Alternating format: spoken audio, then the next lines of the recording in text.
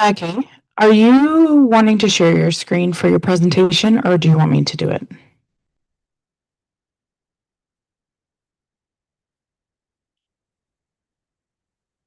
Learned that it's hard to type things.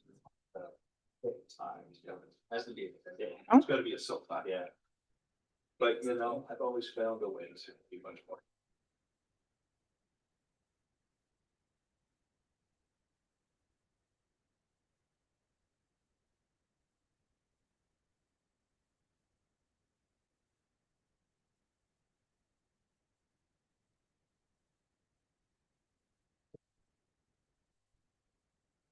Okay, I'd like to call the regular meeting of the Council of the Corporation of the Municipality of Kincardine to order at 5 o'clock on June 11, 2025 in the council chambers at the Municipal Administration Center. Roll call this evening, Deputy Mayor Clark. present. Councillor Blackwell. Present. Councillor Kavanaugh. Councillor Hinchberger. Present. Councillor Prenger. Councillor Steinoff Gray. Present. Councillor Stewart. Present. Councillor Williams. Present. And I'd like to acknowledge the staff and public that we have in the gallery this evening as well. Councillor Hinchberger, please. We would like to begin by acknowledging that we are meeting on the traditional lands and treaty territory of the Saugeen Ojibwe Nation, which includes the Chippewas of Nawash Unceded First Nation and the Chippewas of Saugeen First Nation, whose ancestors were the first to inhabit, care for, and live on this land. We recognize and deeply appreciate the contributions that Indigenous peoples have made, both in caring for this land and shaping and strengthening this community, our province, and our country. As a public service organization, we are dedicated to learning and acknowledging Indigenous history and culture, and are committed to actions that move us towards a journey of truth, healing, and reconciliation with the Saugeen Ojibwe Nation, the Métis Nation of Ontario, and the historic Saugeen Métis. Thank you, Councillor.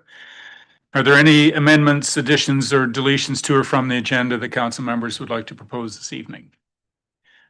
Just an alert to council. Our planner, Karina Smith, was detained. There was a medical issue at work, and then she got stuck in traffic in Port Elgin in the construction. She is on her way. If we get to the Braemont planning discussion, she is the lead planner on that, and we would defer it until her arrival with council's consensus, of course.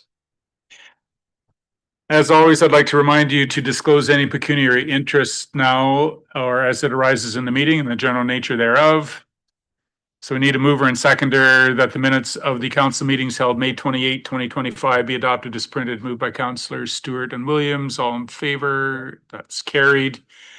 Matters for public participation. We need a mover and seconder that council move into committee of adjustment and upon completion return to council, moved by Councillors Kavanaugh and Deputy Mayor Clark. All in favor? That is carried. We're now in the committee of adjustment. So I'd like to call this meeting to order at 5:02 on June 11th.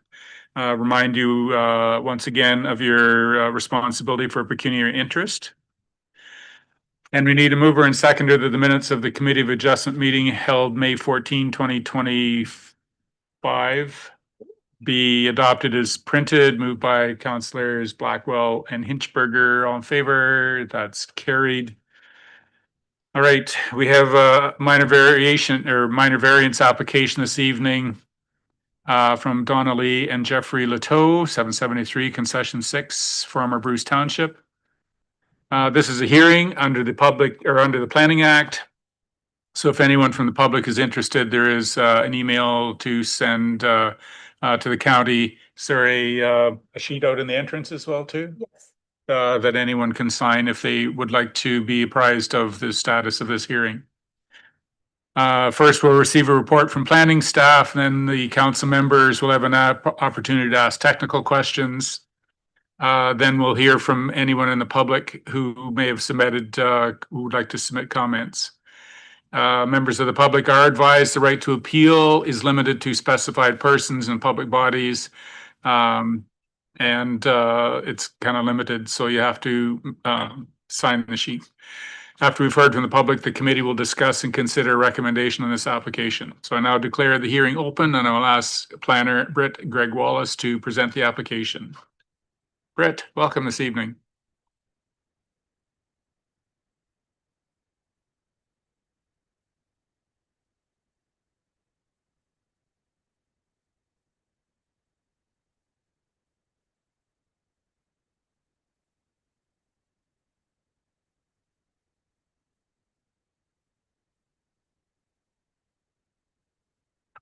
Roxanne, it'd be easier to switch seats rather than the mic. Does yours work, Roxanne? There you go. Good evening and thank you through you, Mr. Mayor. This is a minor variance application for a 2025-12 Lito. And subject to a review of submissions arising from this public hearing, it is recommended that the committee approve this minor variance with the conditions attached on the decision sheet. So just to summarize the application, the purpose of the application is to facilitate the construction of a garage in the front yard of the subject property. The zoning bylaw does not permit the construction of an accessory structure in the front yard of this particular property. In both the previous version of the zoning bylaw and in the current active in effect zoning bylaw, neither would permit this structure there. So this is an application to permit the construction of an accessory structure in the front yard. The structure, the property has an existing house on it and is 0.85 hectares.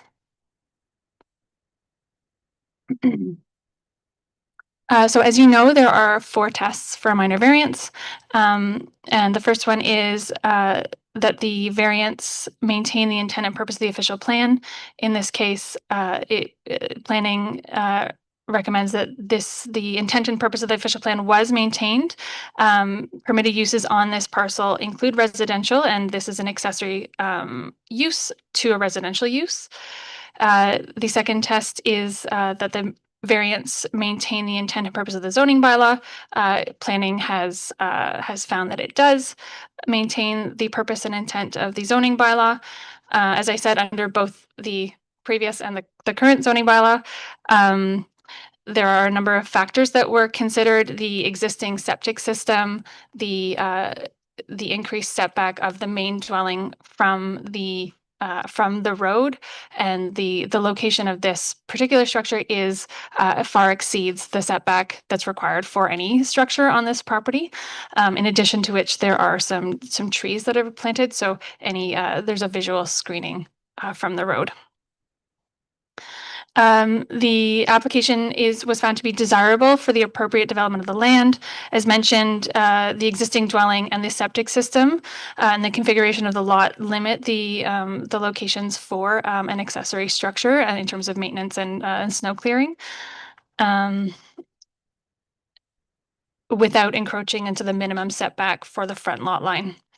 And finally, the application is considered minor in nature because of that 40-meter setback from the front property line, and the impact to the surrounding neighborhood is anticipated to be minimal. So this variance was considered minor. There were no staff or agency concerns noted in circulation. There were no public comments received on this application. And as I said, planning staff recommend approval with the proposed conditions. Happy to take any questions. Thank you, Britt, for that presentation. Are there any technical questions from any member of council? Councillor Stewart, please. Thank you. And through you, Chair, I was a little surprised when I read this that they wanted to move it 40 meters from the road. I guess they never spent a winter up here. I think you'd want it a little closer to the road. It's the only comment I have. It's well presented and everything. Thank you. I don't think you need to, do you need a response? No. It's no blower. So is the applicant present this evening? Would you like to speak to the report? Or are you fine? You're good? Okay. Anyone else here from the public to speak in support of the application? Is there anyone here from the public who would like to speak in opposition to the application? Okay, seeing none. And you said there was no written submissions. Okay, do any committee members have any other questions other than the technical aspect to present? Seeing none, I now declare the hearing to be closed, and we will consider a staff recommendation that we need a mover and seconder that the Committee of Adjustment approve the minor variance from Donna Lee and Jeffrey Leteau for the property described as Concession 6, Part Lot 17, Concession 6 to permit the construction of an accessory building in the front yard, moved by Councillors Stewart and Blackwell. Any discussion? All in favor? And that's carried. Jeffrey, Donna Lee, thanks very much for being here tonight. Well worth the 10 minutes. So we need a mover and seconder. The Committee of Adjustment adjourns at 5:09, moved by Councillors Hinchberger and Deputy Mayor Clark. All in favor? That's carried. Back to the agenda.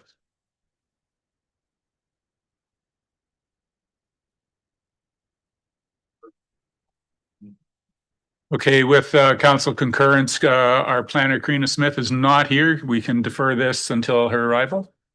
Okay. We move on to area specific development charges background study for Gary Street lands. So we need a mover and seconder that the Council of the Municipality of Kincardine hold a statutory public meeting in accordance with Section 12 of the Development Charges Act 1997 and its associated Ontario Regulation 8298, moved by Councillors Kavanagh and Deputy Mayor Clark. All in favor? That's carried. All right, so we turn to our Director of Infrastructure and Development, Adam Weiser, to provide a summary of the proposed area-specific development charge bylaw. Adam, please. Thank you, and through you, Mayor Craig. I'm going to be quite brief. I've got Jackie Hall. She's here from Hempson Consulting. She'll be presenting a bit of a slideshow here this evening to hit the highlights. Essentially, we had an ASDC in place for what was known as the OPF lands, now known as the Gary Street ASDC. You'll hear from Jackie that there are some changes around the financial considerations, and she'll explain kind of the rationale behind that. But I'll hit pause and turn it over to Jackie here. Thank you, Adam. I'll share my screen with the presentation. So let me just pull that up here. Are folks able to see the presentation on the screen? Yes, we can. Excellent. Okay, great. So I will be very brief with the presentation this evening. As Adam mentioned, I'm Jackie Hall. I'm a consultant from Hempson Consulting. I am the project manager for the municipality's area-specific development charge update for the Gary Street lands. The purpose of the presentation and the meeting this evening is to provide the public and members of the development industry to make representation on the proposed area-specific development charges as well as the draft bylaw. The study was made publicly available in accordance with the requirements of the Development Charges Act on May 9th, and a draft bylaw was made available also in accordance with legislation on May 28th. The statutory public meeting is being held today in advance of the bylaw being passed, and notice was also provided of at least 20 days in accordance with the requirements of the legislation. The reason why we're here today is to reflect updated capital cost and also development that has occurred. So the area-specific development charge that was in place for the OPF lands, known as the Ontario Peninsula Farmlands, there has been actual costs that have been incurred as well as development that has occurred in the area. So we need to update the rate in order to appropriately recover for those infrastructure costs. Because the infrastructure is local in nature, it is appropriate for us to use an area-specific approach. So these costs are not being recovered across the municipality, across all growth across the municipality. It's being recovered based on a specific geographic area. Just quickly, development charges are an important revenue tool to municipalities that allow development to pay for growth-related capital costs. It is effectively a tool that allows us to pay for new infrastructure, but we can only use it to pay capital costs. We cannot use it to pay things such as operating or maintenance or your asset management. Before we pass a bylaw, we have to undertake a background study, which we've done, and we also have to hold the statutory public meeting. Development charge bylaws, including area-specific rates like we're proposing for the Garry Street lands, are appealable to the Ontario Land Tribunal in accordance with the requirements of the legislation. What you see here is a schematic we use in many of our DC public meeting presentations and council presentations.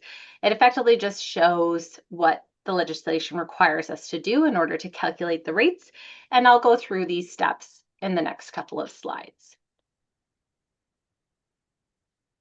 To help folks understand where the Garry Street lands are located and where we're proposing the area-specific development charges to apply, it is within the colored lots that you see on the map in front of the screen here. It is the same boundary as the previous bylaw. So we're not proposing any changes to the actual physical boundary of the area-specific charge itself. We do recognize, however, that development has occurred in the area. So for areas where development has occurred already, they, of course, have been removed from the calculation, reflecting that they've already paid or contributed to development charges. In accordance with the legislation, we do have to complete an analysis of the anticipated development. An approach we've used in the municipality and what we use elsewhere is a land area-based forecast. So what we've done is we've calculated the net developable land area. So we've looked at the total area of the site. We've reduced any lands that won't benefit from the infrastructure that we've identified. We've also reduced non-developable lands, which includes things like road allowances, storm blocks, environmentally protected areas, and that allows us to arrive at our net developable area. So in the future, we anticipate that just shy of 12 hectares of land will be developed in the Garry Street area. There are details on the capital projects in the ASDC background study, but just to provide a high-level summary, the totality of the program, which includes costs incurred, interest, we've also adjusted for revenues from other sources, so contributions in lieu of development charges, as well as the cost of undertaking the study itself, amounts to a total of about $3.7 million. Of that amount, 24%, or just over $900,000, is eligible for inclusion in the DC rate calculation. And that's because we have to account for any shares of projects that will benefit existing development versus future development. So really simply, the cost, or the ASDC, is the DC eligible cost divided by the net developable land area to arrive at a rate per hectare or a rate per acre. So what we've calculated is a development charge of $76,545 per hectare, or $30,977 an acre. To put it in comparison, we have seen the costs come down from what was included in the previous ASDC bylaw for the area. If we were to have taken that rate and indexed it to current day dollars here in 2025, the rate would have been closer to $380 a hectare. What we've calculated is $76,545. So that's an 80% decrease. The reason for that is because we have now updated the study to reflect actual costs that have incurred, as well as adjusted the developable land area. With respect to the policies in the bylaw itself, there have been changes that have occurred to the Development Charges Act in terms of statutory exemptions and discounts. So we've made sure that the draft bylaw now reflects those requirements in accordance with the legislation. And these exemptions will continue, will apply municipal-wide as well as within the Garry Street lands. So essentially, aside from adjusting for what the Development Charges Act now requires, there aren't any significant policy changes from the previous ASDC bylaw. Just quickly to conclude in terms of next steps, today we are holding the statutory public meeting to receive comments from the public, from members of council. If there are any questions, we will happily take that back and address them. The idea being is that the new bylaw will be brought forward to council for passage on July 9th. We will then prepare a notice of such passage. And as I mentioned, the development charge bylaws are appealable to the Ontario Land Tribunal. It's for a 40-day period after the bylaw is enacted. So that appeal period will end on August 18th. And with that, I will open it up to questions or comments. Thank you very much for that presentation. Prior to the discussion, we're going to get a mover and seconder for the motion so that we actually know what we're talking about here. So I need a mover and seconder that the area specific development charge background study prepared by Hempson Consulting and dated May 9, 2025 is hereby received. That council directs the area specific development charge background study and proposed bylaw was considered at the statutory public meeting convened in accordance with the requirements of subsection 12 of the Development Acts or Development Charges Act on June 11, 2025. And that council will consider a bylaw to establish development charges for the Gary Street lands at the July 9, 2025 council meeting. So we are proposing that we will receive it, that we acknowledge we've had the public meeting, and we establish a date for the bylaw to be considered. Mover and seconder for that motion. Councillor Williams and Steinhoff Gray, any conversation about that motion? Yes, Councillor Stewart. Thank you. To get into the details associated with this, I was part of the original one. Capital cost occurred was 3.8. Could you explain to me again how that disappeared? You know, because those costs were real cost. So what you're saying is those costs are no longer impact on this new development land, and basically we have lost $2.7 million to the taxpayers? And then I have another question, please. Through you, Mr. Mayor, the costs that are reflected in the current ASDC background study, and the details are provided in there. We have actually identified that the total project spending was 3.8 million. There was also 133,000 that was that relates to interest costs that have been incurred with respect to those as well. There is, in accordance with the Development Charges Act, an adjustment we have to make for any ineligible shares of projects that cannot be funded through the development charges. We also made that adjustment as part of the previous background study. And so you are correct that there is a share of these costs that will need to be funded from revenue sources other than development charges. The amount that we have identified for that is 2.8 million. And then the DC eligible costs amount to the 900,000. And in our opinion, the approach that we've taken conforms with the requirements of the Development Charges Act in supporting what can reasonably be applied to future development versus what is related to either ineligible shares of projects or existing development.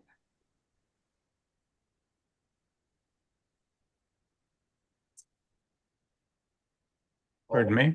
I think Adam might. Oh, Adam, did you want to comment on that, please? Thank you. Yeah, thank you, and through you, Mayor Craig. Just to add on to what Jackie has shared with council here, the component that isn't being recuperated through the development charge here, really it correlates back to the portion of the municipal infrastructure project that was renewal of an existing asset. So when we outset the entire project, and and to Councillor Stewart's point, if we looked back at the original numbers for the entirety of all the works was in the range of $6 million. That included scope of work that isn't being done any longer, that will be done privately by a developer. It also included the scope of work that was completed, but at an estimate that was higher than what two things. One, the work was tendered at, and the work that the value of what the work was completed at. And so with all of that, essentially the component of the work that was completed, we took that and then calculated what was existing replacement assets that were amortized, and that's the costs that Kincardine will be required to fund, no different than we would from any water, wastewater, or road project. And then the balance is for the growth component of what we did. So if we upsize the pipe or added infrastructure that wasn't going to be required just from a straight replacement consideration for like needs. Is it directly related to the last question, or is it a different question, Councillor Stewart? I'm just like It's directly related to the last question because, you know, I'm looking at your finances and everything else. That was a pretty slick deal, 2.7 million disappeared. I'd like to get a cost estimate of that, or where the cost was and who it, you know, I know it went to water and it went to sewer and it's went to the taxpayers. So I'd like a breakdown of that back to council if you don't mind. Another thing is I don't see that when we did this project, there's a $500,000 loss to us in development funds. Where did you capture that? Because the affordable housing did not pay development funds, but I don't see that reflected in this at all. So is that just a loss to the taxpayers too? So through you, Mayor Craig, I'll jump in here and then between either Roxanne or Jackie too. So what we did at the time of that development of the Bruce County Housing Facility, there was a decision of a past term of council in around that time when we sold the former Westario building to take the funds from that sale and then to move them into this financial consideration to offset that loss. So within the DC calculation, there is a $300,000 item that was tied to that decision to help offset the loss of DCs from that. Councillor Hinchberger, please. Thank you, through your Mayor. I'll take a slightly different approach to Councillor Stewart of this. An 80% reduction in an area-specific development charge per acre is something that's hugely favorable to development, which is something that many of us have been striving to see happen for some time. One of the reasons why we're updating this development charges bylaw is because the existing one is expired. And so it feels like there was a missed opportunity because there hasn't been a lot of new development in that area for a number of years, that we might have actually been in a position where we could have done the study earlier and resulted in a significant reduction of development charges and thereby promoting further development. And where I'm going with this is we just, thinking about the future, you can only spend so much time on the past, what's done is done, but we just passed an ASDC bylaw for the 921 Business Park. And I'm trying to now think ahead, and when would be an appropriate time for council at some point to check in on what would otherwise be, I think, a 5-year ASDC bylaw and ask ourselves whether the cost per hectare is still valid. I wonder if you could comment on that. So through you, Mayor Craig, I mean, really what has occurred here with this site, if we go back to the origin of things, we had a third party that started the development there. There was a plan from that third party to develop the site in its entirety. And so they worked with that landowner to obtain essentially an agreement that was referred to as an option agreement on the lands. So they had first right in terms of development opportunity there. And so through that, we performed our upgrades from an infrastructure perspective. As we got to the latter part of our construction and when we brought forth the original ASDC, that party pulled out of the development component of things. And that left the municipality with some decisions to make, largely around the consideration of the investment we had put forth. And we wanted to realistically at the time try and have some leverage or increase our opportunities to see some recuperation of that cost. So at that time, what happened, council had supported a recommendation to take over that option agreement. And so when we did take over that option agreement, the reason there are costs that were extracted from this ASDC, we envisioned that we were going to be building the secondary stormwater management pond. We envisioned we were going to be extending the road further, as well as the water and sewer infrastructure.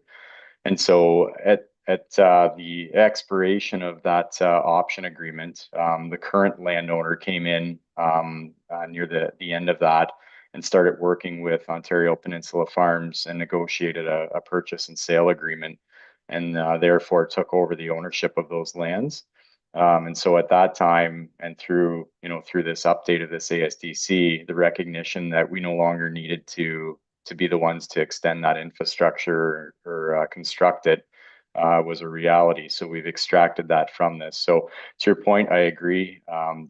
The number previously was large and likely unappealing.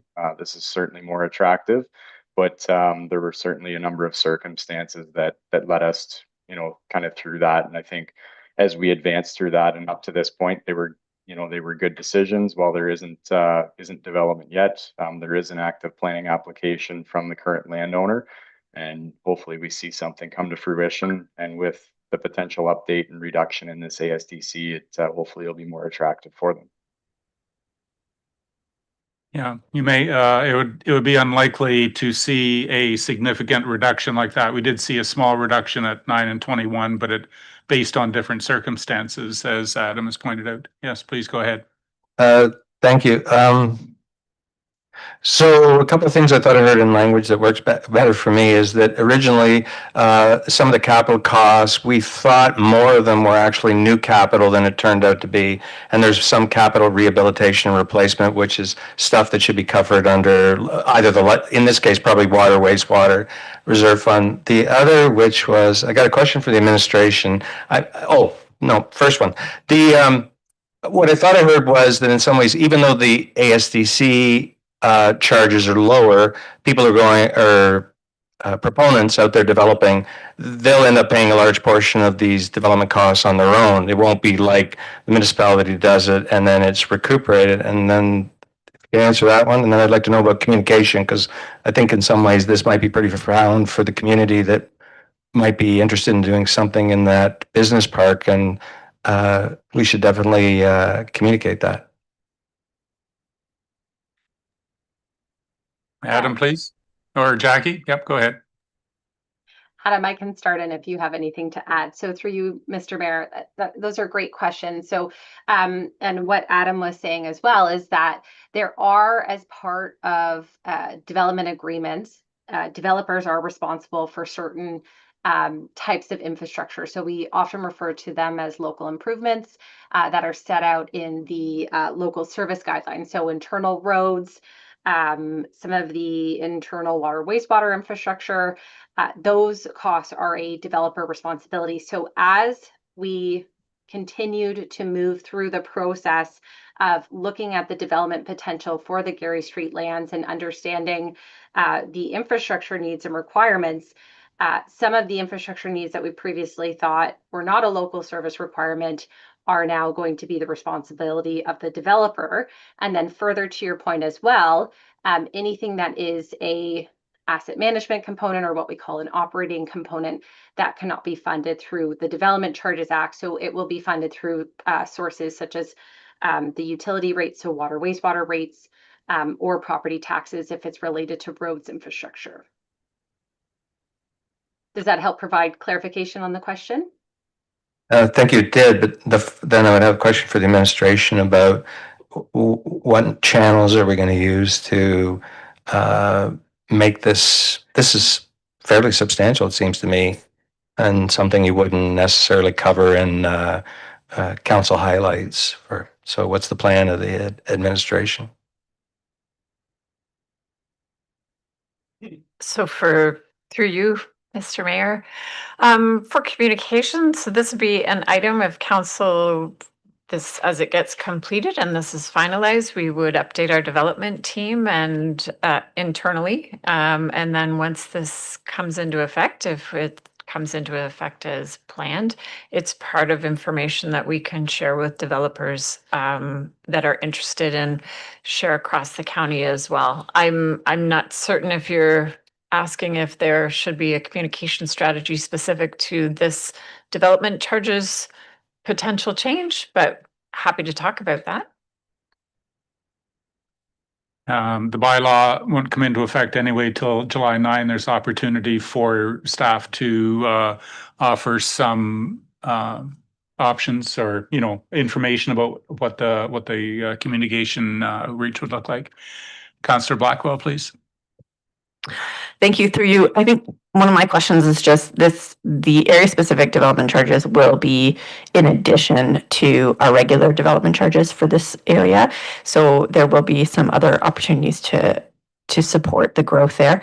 And this may be kind of an unfair question because I think there's so much that's up in the air, but there's been a lot of comments federally and provincially around development charges and reducing them. And I think it'll be beneficial for us to have a well thought out adopted bylaw so that if there are changes that are to come down, we have good justification to be able to show how and why we calculated these. So I just think it's beneficial and to have this, but I do appreciate that even though the cost looks quite substantial, that we've lost a lot of that is more, it's just no longer the municipality will be fronting the cost. So there's no need for us to recoup it, that will be something that will be picked up specifically by the developer. Councillor Stewart, please. Thank you. And through you, Chair, page 12, where we have the ASDC bylaw policy, I see that you have the statutory DC exemptions. What we're seeing is Bill 17, long-term care. So I think we need to add for these ASDC, any exemptions that we do in our regular DC automatically apply to this.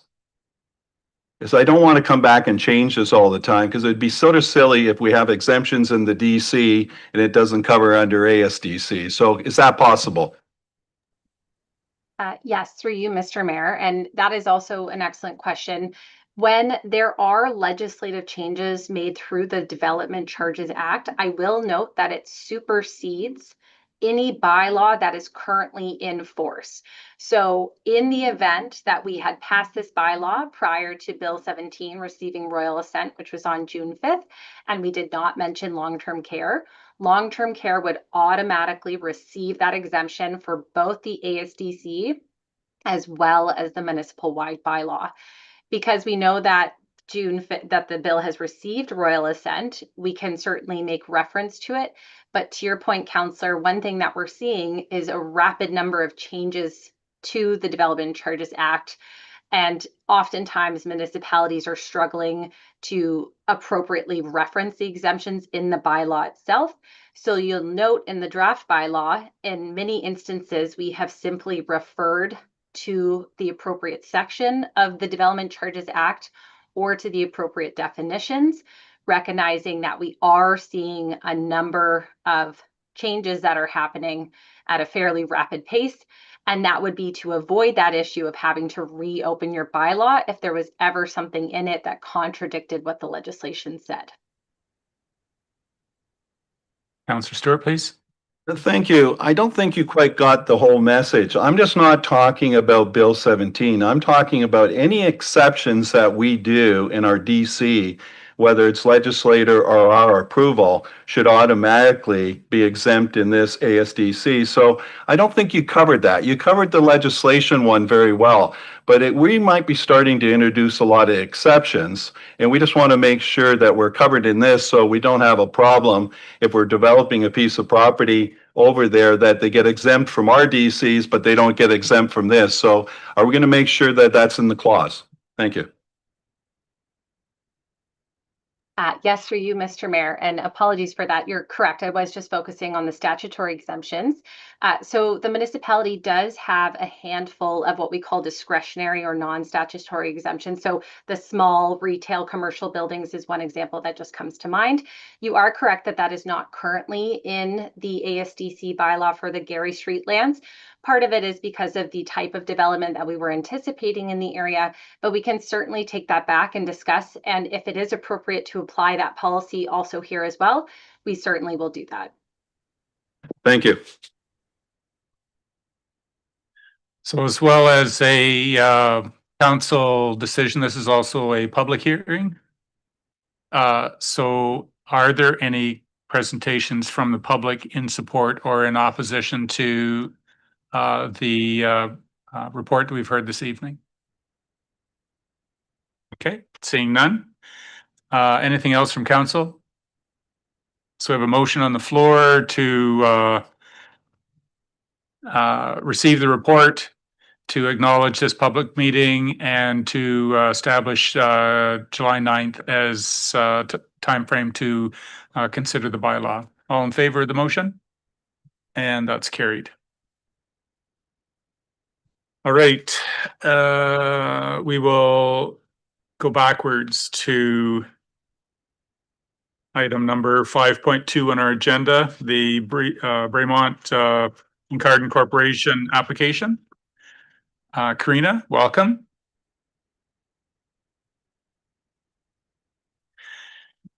So this is again, a public meeting under the Planning Act. There's opportunity for the public to receive information. And once again, they need to connect with Bruce County Planning or sign the sheet at the entranceway out here.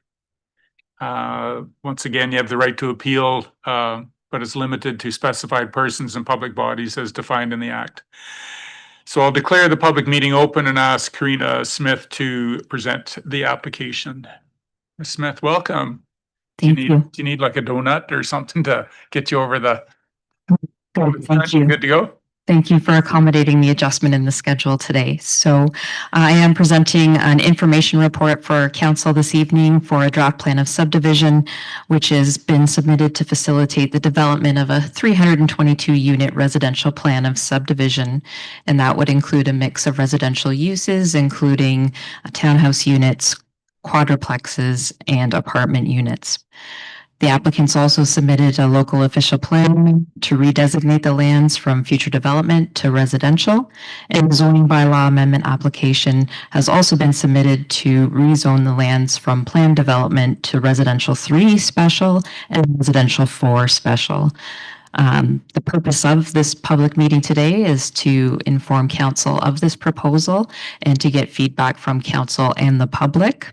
I don't intend to go into too much details. I know Mr. Russell is on the line as well to provide council with a brief presentation, so I would be available to provide answers to any questions you might have afterwards.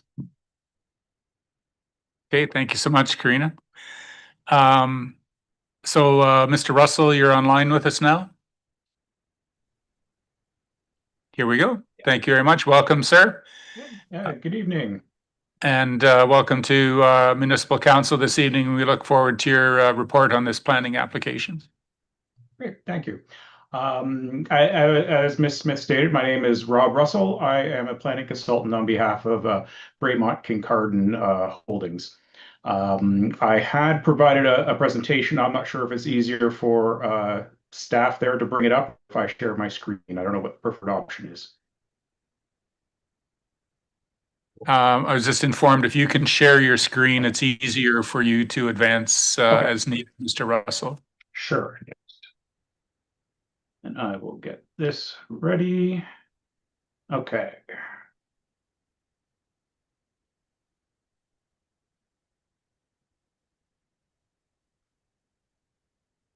Okay. And there we have it on screen. Thank you. Okay, great.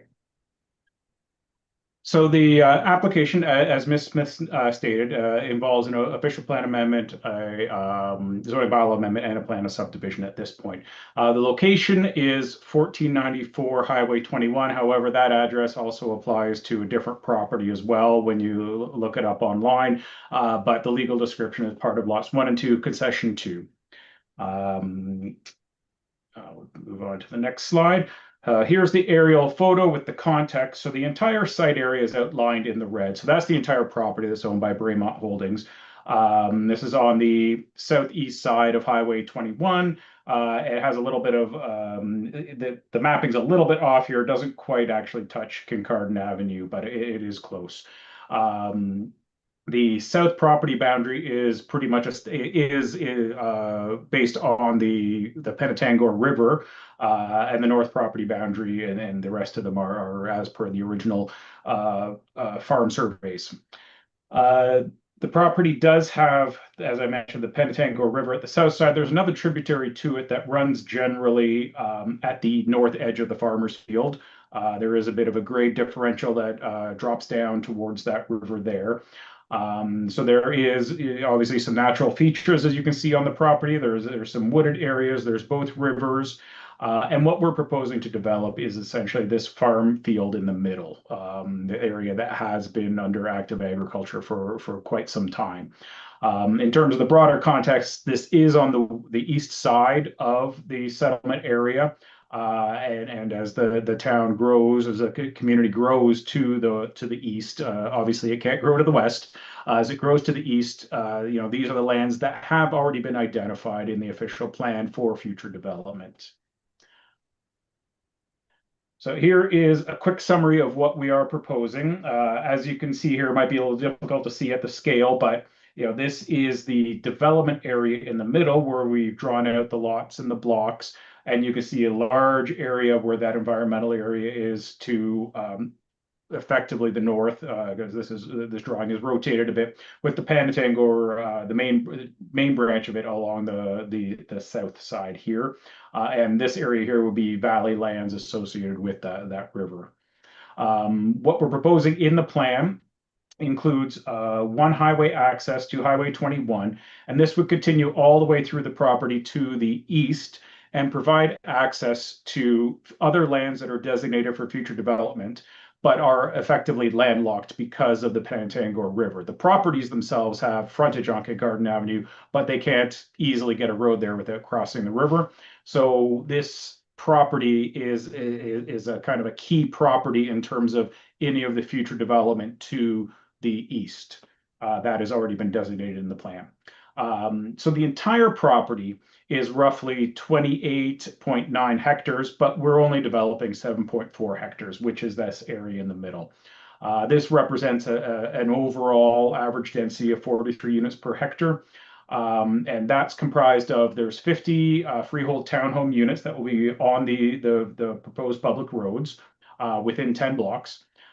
This block, sort of right in the middle of it, is proposed as a condominium quadplex type development. And there was a site plan later in my presentation. But effectively, the quadplexes, these specific quadplexes, will be designed as, you can consider them like a stacked semi-detached. So it will look like a semi-detached, but the first floor will be a unit and the second floor will be a unit, and then that's repeated on the attached part of it. So there would be 56 units within that semi-detached block there. Then we're proposing some 6-story apartment blocks along Highway 21. There will be 36 units in each, so that's 6 units per floor, effectively. That would total 216 apartment units in total.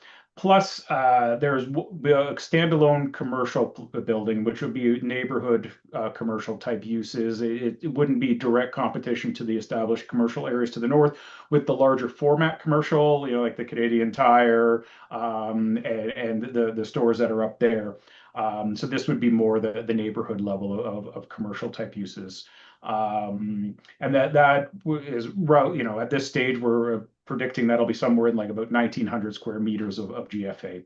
We'll require a stormwater management pond, which is proposed right along Highway 21, right at the Penetangor River Valley area. So sort of in the southwest corner of the developable area. I already mentioned the public road connection that goes through.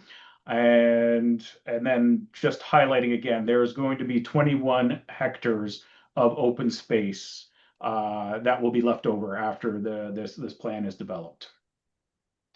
Here's that conceptual development plan, as I mentioned. So you can see here, again, the scale on your screen there might be a little more difficult to see, but you can see these they look like semi-detached, but they are vertically stacked to become quadplexes. The apartments are here. Through our talks with the town and MTO, What we had originally proposed 2 entrances on Highway 21. MTO was not in favor of that. So we are proposing a large cul-de-sac right here, a turning circle, but with maintaining an access for emergency services should they need it to Highway 21. That still has yet to be endorsed by MTO, but we are having those discussions now. So the current official plan designation, as Ms. Smith noted, is a future development, but there's also the natural environment designations that reflect the natural areas. Future development does not permit development. Future development is a placeholder designation that says this is where we want to develop, but we don't know how or what yet, and it's effectively a municipality waiting for future studies and developers to come in and propose something. We are not proposing any development within these natural environment designations. There will be a trunk sanitary sewer that comes up that will have to cross the Pentangor River, and that's proposed to obviously be tunneled underneath it. We haven't gotten to that detailed level of design yet, but there will be a crossing of some sort, and it will be done with all the necessary approvals and studies to protect the river and the environment. So as I mentioned, because no development is permitted in the future development designation, we do need to redesignate it. And so we're going to designate it to the established residential land use designation that's already in the official plan. We do not require, we don't believe at this point that we require any site-specific official plan policies, but we are still working on that path and having those discussions with the municipality and the county. Zoning bylaw, similar situation. We have existing environmental protection zones for those natural areas. And similar to the official plan, we have the planned development zone, which reflects the area that we are developing. Again, planned development does not actually permit development, but is a placeholder waiting for a developer to come in with a plan so that the appropriate zoning can be implemented. So what we are proposing is, again, as Ms. Smith mentioned, an R3 zone with some site-specific requirements and an R4 zone with site-specific requirements. The R3 zone, we're just looking to make a few minor changes. One is the side yard setbacks in the R3 zone. We're looking to reduce them to about 1.2 meters for the townhouses, and that's really related to a few awkward pinch points. I'll just go back a couple slides. You can see here some of these awkward configurations with these angled lot lines trying to fit lots in. We just come to a few pinch points here or there. So it's not widespread that we're looking at 1.2 meters, but it is in some places we are, and in some places we exceed 1.2 meters. I'm sorry. We're also looking at a slight reduction to the minimum lot area for the quadplexes. Currently, the bylaw requires 800 square meters, and that represents, at that 20-meter minimum frontage, that represents a 40-meter deep lot, which we think is a little excessive. So what we're proposing is a 33-meter deep lot, and that would result in a minimum lot area of about 660 square meters. The R4 apartment zone, which also allows for commercial uses within it, we generally comply with all of the standards in that zone, with the exception that the R4 zone is written to only allow commercial if it's on the ground floor of an apartment. Right now, we're proposing that the commercial building would be standalone, would not have residential above it. So that would be the one site-specific exception we're looking at in the R4 zone. This brings us to the overall discussion where the proposal does implement the intent and the policies of the official plan, because the official plan does contemplate this area developing in the future. It is a primary urban community, as is growth is to be directed to it per the county official plan. The natural hazards will be protected. The developer is considering both rental and ownership options, a mix of it. The exact nature of that is to be determined. It will be once some marketing is done.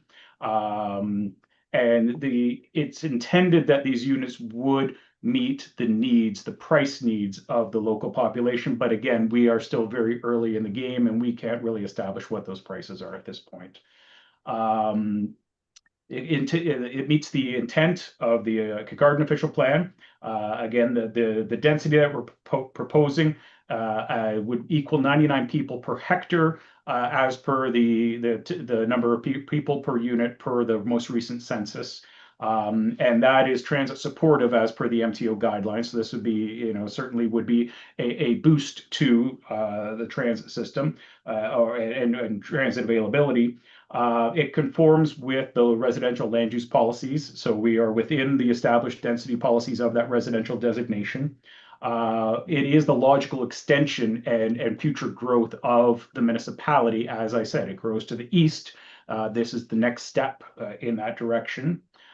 It's required for prior to the development of the other properties further east, both for road and servicing. It is compatible with the surrounding uses and densities. We have the big format commercial to the north.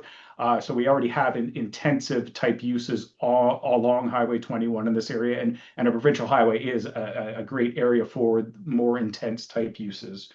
And it provides an opportunity to continue the Panatango River Valley Trail system. There certainly is that opportunity as the lands are conveyed and dedicated to public authorities. So in conclusion, the proposal for official plan amendment, zoning bylaw amendment, and draft plan of subdivision, which would permit 50 townhouses, 56 quadplexes, and 216 apartment buildings, plus the commercial, the necessary storm pond, and the new roads, all comply is consistent with the provincial planning statement. It conforms with the county official plan, meets the intent of the Kincardine official plan, and once it's redesignated to residential, it will conform with the Kincardine official plan. This proposed subdivision is critical for any other future development to the east. And so this does have to advance first. And it's sequential and it's logical for the expansion of Kincardine as Kincardine continues to grow. With that concludes my presentation. I'd be happy to answer any questions. Thank you, Mr. Russell. Appreciate that presentation. Ms. Smith, is there anything that you want to add supplementary to this report we've received? Thank you, through you, Mayor. The one point I would add is, again, tonight's presentation is for council and to give council an opportunity and members of the public, if they are online or in person, to make comment and ask questions about the proposal. The next step after this would be to regroup with municipal staff, the proponent, and applicable agencies to discuss those outstanding issues and comments that still need to be resolved, and with the intent that we would bring back, or I would bring back, a report to this council with a recommendation for you to make a decision on those applications. The draft plan of subdivision and the local official plan amendment would then be forwarded to the county for a final decision on those two specifically. Very good. Is there anyone here from the public who would like to speak in support of this application? Anyone here from the public who would like to speak in opposition to this proposal?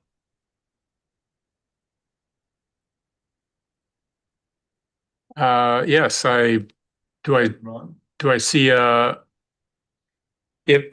we're all friendly. We just want to hear what you have to say, whether it's for or against or otherwise. So just come to the microphone there. Just tell us your name for the record, and then have opportunity to make your presentation. No presentation. I'm just the only neighbor. So I just have questions on timing, if roads will be closed. Will roads be closed? I'm right across the street, so I just wanted to know where the road will be, if it will be closed, how I'm getting in and out, if there'll be lights there. I have a list of questions, so I didn't know when to ask them. I can ask them at a later date. So just, that's pretty much it. Road closures, timeline, start, finish. If there's a little cul-de-sac turnaround there, will it be right at my driveway? If we go back to the map, I can show you where it is. It's the only house right to the east or west side of the property. So just kind of wondering those questions. So perhaps we could address, Mr. Russell, some of those questions you'll have an answer for and some you won't. Can you provide some of the, I'm sorry, what was your name again? It's Nicole Grant. Nicole Grant. Yeah. Ms. Grant addressed some questions. It's not only she who will be interested in this, but, we will have an interest as well. And if there are any timeframes or anything like that you can provide just to give us a broad sense of when some of those activities might take place. Through you, Mr. Mayor, yes, so you're right. I can answer some, but I can't answer all right now. And some I can just give vague answers for. So in terms of things like lane closures, that's very early to determine. I'm sure MTO is not going to let us close the road. We're not proposing any services underneath Highway 21, so I don't see the need for any closures.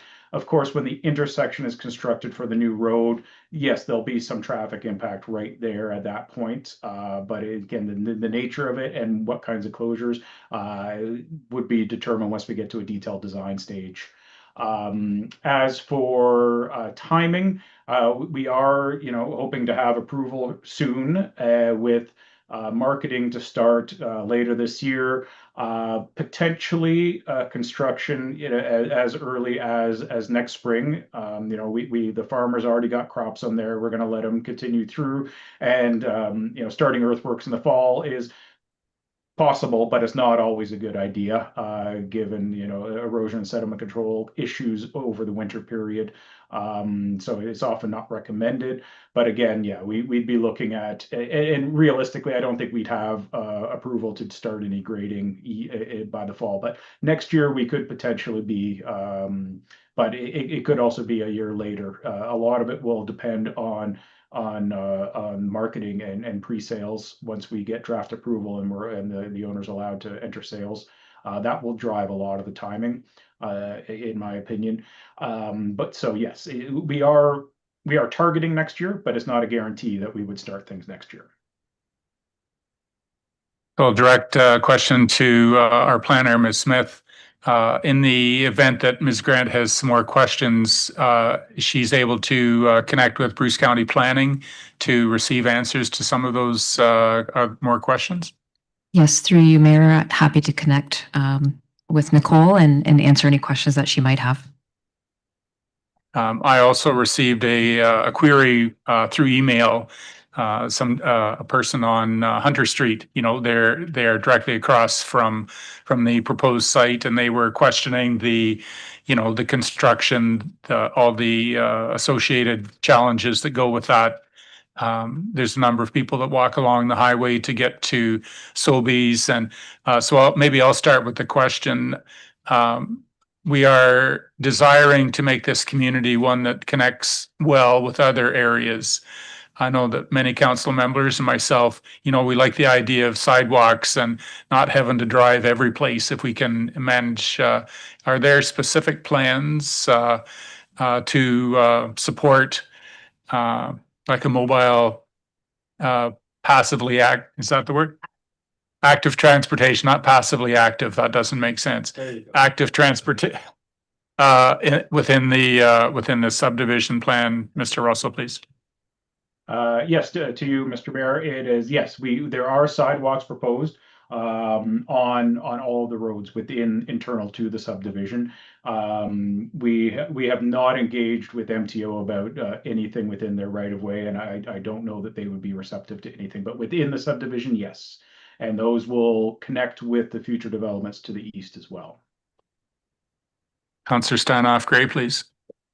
Thank you, through you, Chair. I'm not sure if our Director of Infrastructure is still on, but I did note that the Director of Recreation had made comments in the comments file, suggesting that there should be pathways that would have access to some of the commercial downstream area, I believe to like the Sobeys Plaza, because we've already had significant concerns with pedestrians on the shoulder of 21 with the traffic flow, particularly in the winter. So I've heard in your answer that you're looking for sidewalks, but is there an intent to extend that so that there is access provided so they can find alternative transportation without being along the roadway for getting to, for example, the Sobeys Plaza? through you, Mr. Mayor, it's, we have some difficulties on the site, primarily related to MTO, and the natural areas. And those are two significant roadblocks to connecting with the Sobeys Plaza. So some of the hurdles we have, challenges are obviously MTO. If we're doing anything, we can't do anything within the right of way. They have to be the ones to do it. We certainly have sidewalks going as far north on our property, where that emergency access is. That emergency access will also include a sidewalk out to Highway 21.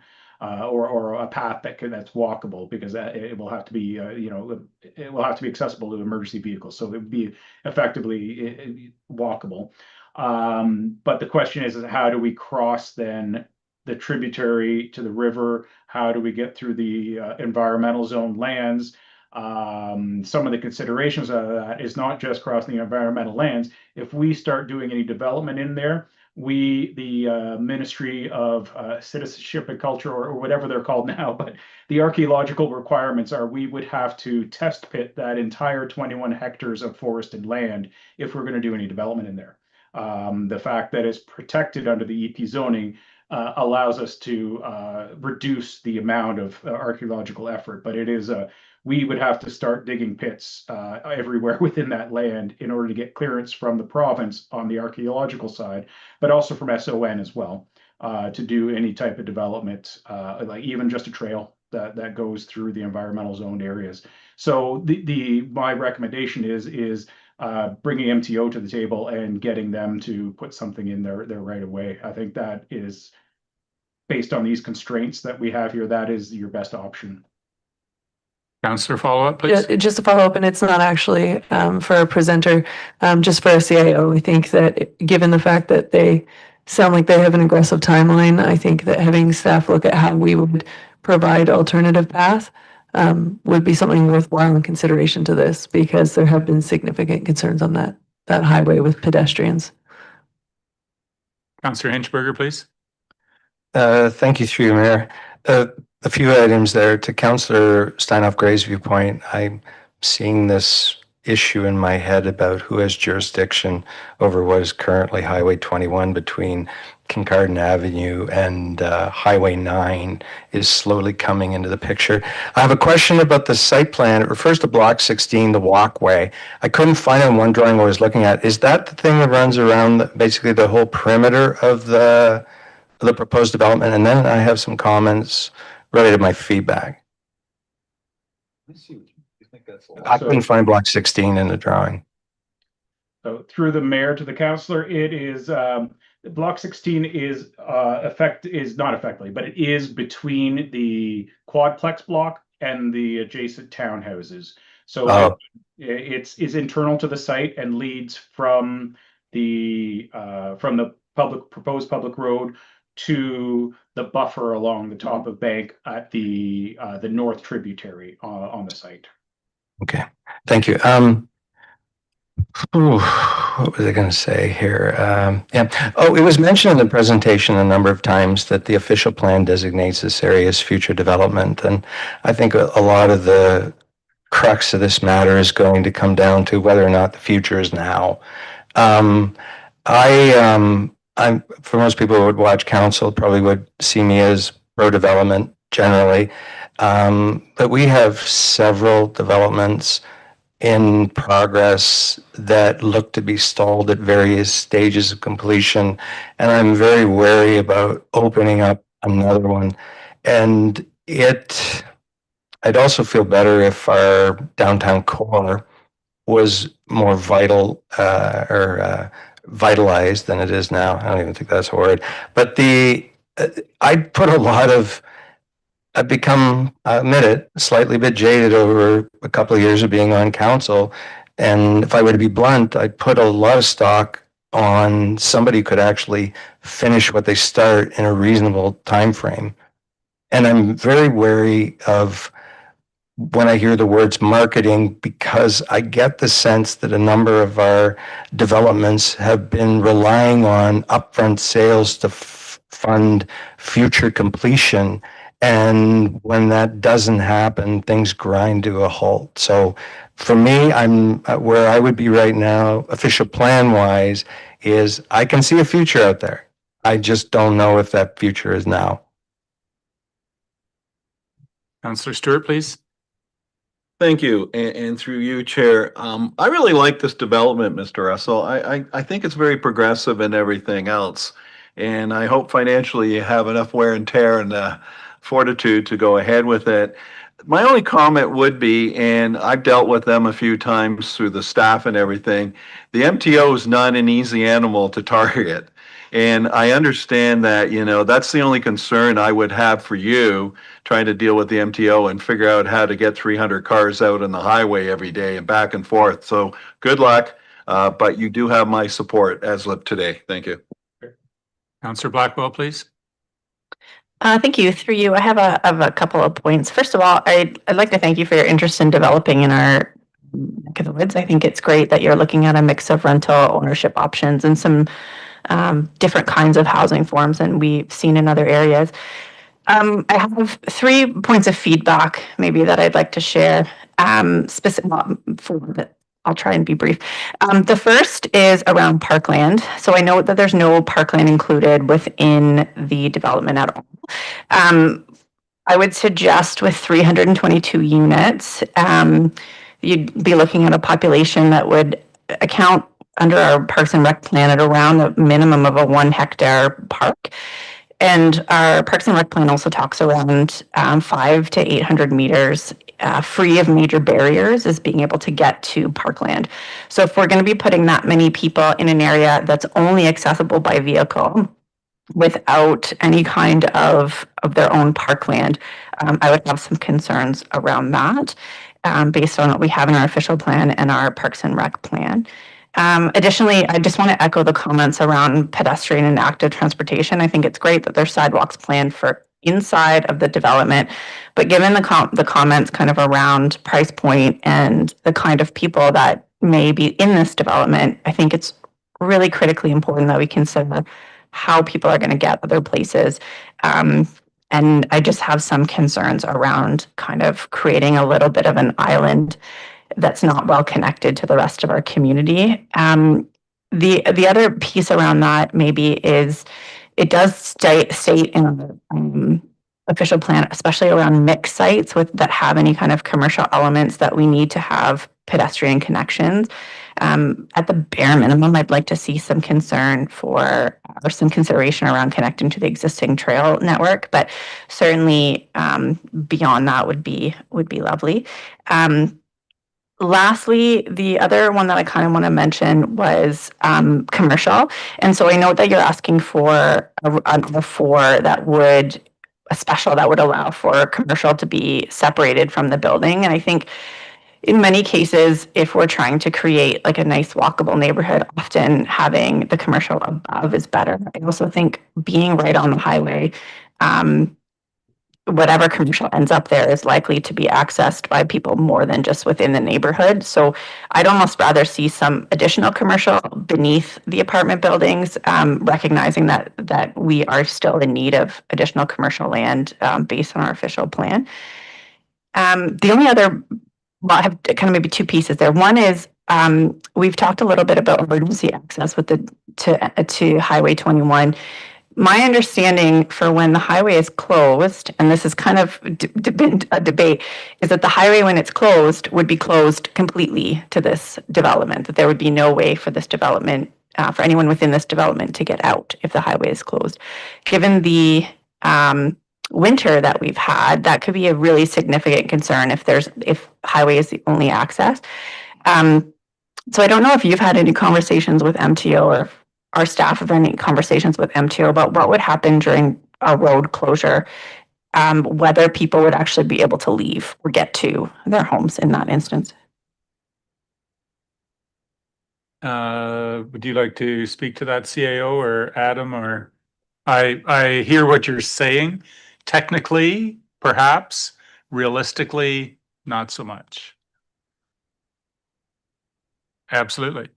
Okay, and so, and just in a follow-up, there was a comment made that, and I'm just trying to understand, I think it was kind of intended that you felt that council perhaps or the organization should approach the MTO about sidewalks or that kind of thing. I would really encourage, especially with the new traffic lights that are coming, if that's going to be an 80-kilometer road, which we're continuing to lobby the MTO about potentially reducing that to 60, because if you're having at minimum 322 cars, and that's the only way for people to get there, any assistance that you're willing to offer in terms of supporting a speed reduction or improvements to that section of the highway would be very beneficial, as opposed to kind of, you know, just expecting us to be able to do it by ourselves, because I think it would significantly improve access for people that are living there. So if someday there was a cement truck dump some concrete on the road and make a big speed bump, that would be an improvement? Perhaps it would. Councillor Williams, please. Thank you. Through you, I had a comment and then a question. My comment is similar to my colleagues when I saw this. I mean, I'm really pleased to see the mix of units that are being proposed. I think it's an exciting opportunity. I think that given where we want to grow or where we can grow, this makes sense. I think connectivity to the north is important, and similar to my colleagues, I don't know where who leads that conversation or where it goes, but I think that talking to MTO about the Highway 21, I think the traffic lights, great start. What else can we do to make it a user-friendly area? Because we know we want to grow there. And so, like, let's start the conversations now, I think is critical. My question is around, we talked a little bit about timing. I'm just wondering if there's planned phases, like would we be looking at it being developed in phases where people can start to occupy in certain blocks before others? So through you, Mr. Mayor, yes, the development will be phased. It will be starting with the townhouses first. So those would be the freehold lots. They would be the easiest ones. They mostly because they have less process to get through. Any of the other blocks would also have to go through a site plan and condominium applications, whereas the freehold townhouses, well, once we have the subdivision draft approved, we can start working on servicing those, and once it's registered, build the houses. So yes, it will be phased with the townhouses being first. I don't have the phasing plan open in front of me right now, but I believe it's going to the quadplexes next, and then the apartments. And yes, it is, you know, by say GTA standards, it's not a large development, but from Kincardine it is, and it likely the absorption rate is not enough that we couldn't do this all at once. So it will absolutely be phased.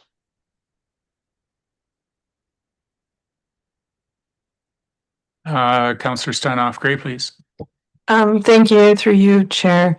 When I was going through some of the comments, there was another comments around the fact that the snow storage area was not depicted, nor the turning radiuses. Is that something that's going to be corrected in the next time that this is presented to us? So, through the mayor to the councillor, is it's not common for subdivisions to have snow storage areas shown, as we're just providing roadways to municipal standards. So we're taking your standard of what a roadway We're width responsible. needs to be. Got it. The site plans, however, when those future site plans come in for the quadplex blocks and the apartments, yes, those site plans will demonstrate snow storage areas. Councillor, please.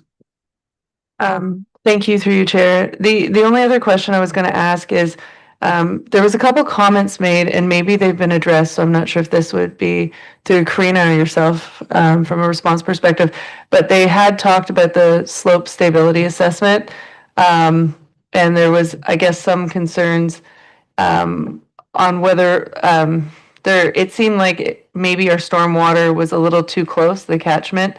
I didn't fully articulate it here. I wish I had taken notes when I was reading it better. But I was just curious whether or not we had addressed that, and I also had a question about the underground water storage, because it also made a caveat that it might not be achievable given the shallow groundwater.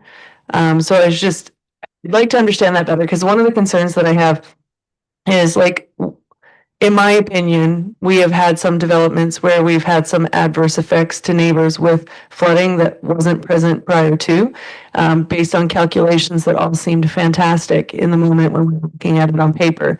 But in retrospect, maybe we're a bit off. So given the concerns that had been noted based on the slope stability, as well as some general comments around whether that shallow groundwater would work, would be achievable for that storm management, I'd like to better understand that. So through the mayor to the councillor, yes. So those comments about the slope stability are specifically related to the swim pond. And it was just, unfortunately, it was a thing that we talked about it as a consultant team, but it unfortunately did not make it into the updated submission that we provided in March. So we already, at that point, we knew and we had spoken with and worked with the geotechnical consultant that they had advised us there are no concerns. They just didn't actually state that in their report, unfortunately, their revised report. So when we submit our updated reports, yes, that will be addressed, and there are no concerns from the geotechnical perspective. As for the groundwater, the underground storage, I don't believe at this point we're necessarily proposing any underground storage. We did in the original, very first submission of the OPA ZBA.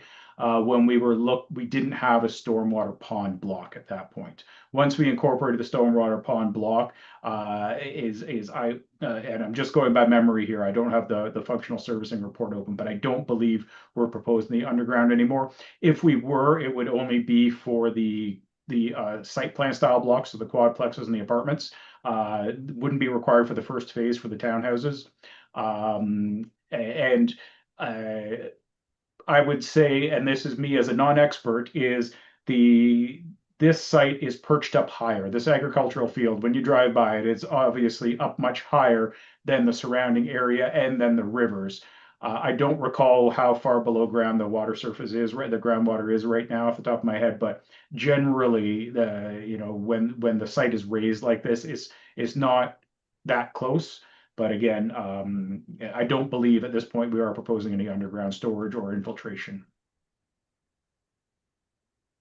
Councillor Blackwell, please.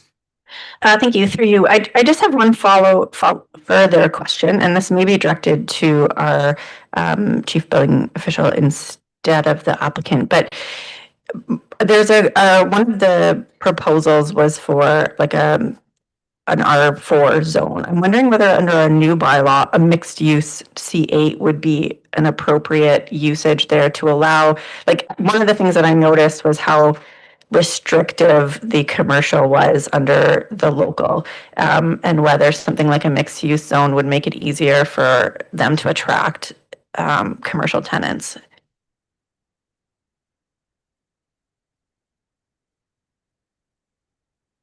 Thank you, through you, Mr. Mayor.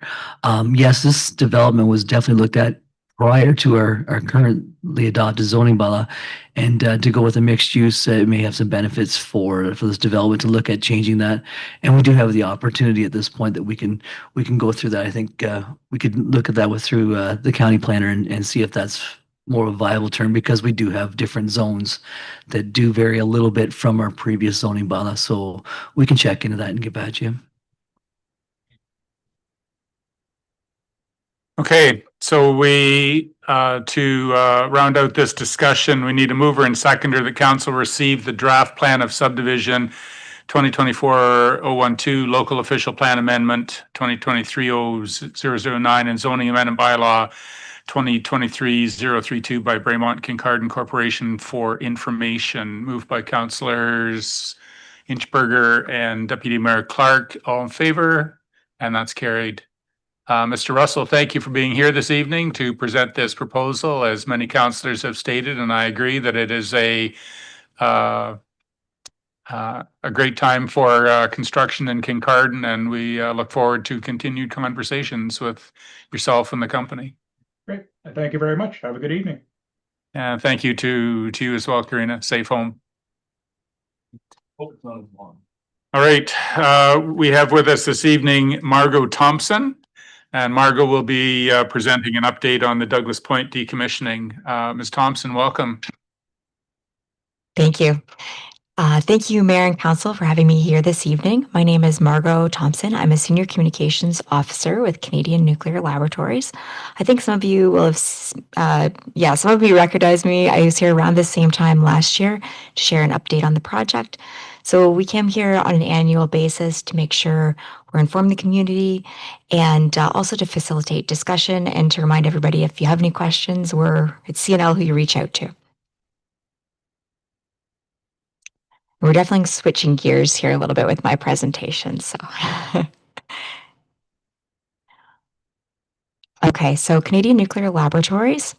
We are CNL, Canada's National Nuclear Laboratories. And in this region, we're responsible for decommissioning the Douglas Point reactor, the original CANDU, full-scale CANDU at the Bruce site. We also have an ongoing S&T mission, which is based out of our Chalk River Laboratories, and we're owned by Atomic Energy of Canada Limited, AECL, which is a federal crown corporation. And the work we do at all our sites is overseen by the federal nuclear regulator, the Canadian Nuclear Safety Commission. Okay, so project overview. Some of you will be familiar with this schematic. This is where our site is. It is a federally owned island within the wider Bruce site, which is provincially owned. So how are we doing this project? Our goal of the decommissioning project is full removal. So we want to remove all the buildings and structures and the waste associated with the facility. And we are cleaning up the land. We're remediating it to a state of industrial reuse. That's our agreement right now with AECL, Atomic Energy of Canada Limited. Although we're also looking to facilitate discussion on that target end state of industrial reuse. And there's 5 work packages. We've divided the project in 5 work packages to complete that full removal, starting with the non-nuclear, and then the last 2 work packages are the spent fuel canister area and the reactor building itself. And we have a detailed plan associated with each of those work packages. Okay, so this is our big timeline. You can see the history and then our target end date. This is the full life cycle of the nuclear reactor. Don't get too scared by that 2070 date. We do expect to have the project completed well before then. There are a few unknowns though, and that's why we have that as our long end date. One of those unknowns, and you'll notice if you looked at this timeline last year, we've got an update to it. So one of the unknowns was the spent fuel canister area. And now we know that site, the consenting community was Wabigoon Lake First Nation at Ignis up in Northern Ontario. So right now, CNL is in the process of determining what we'll do with our spent fuel in the spent fuel canister area.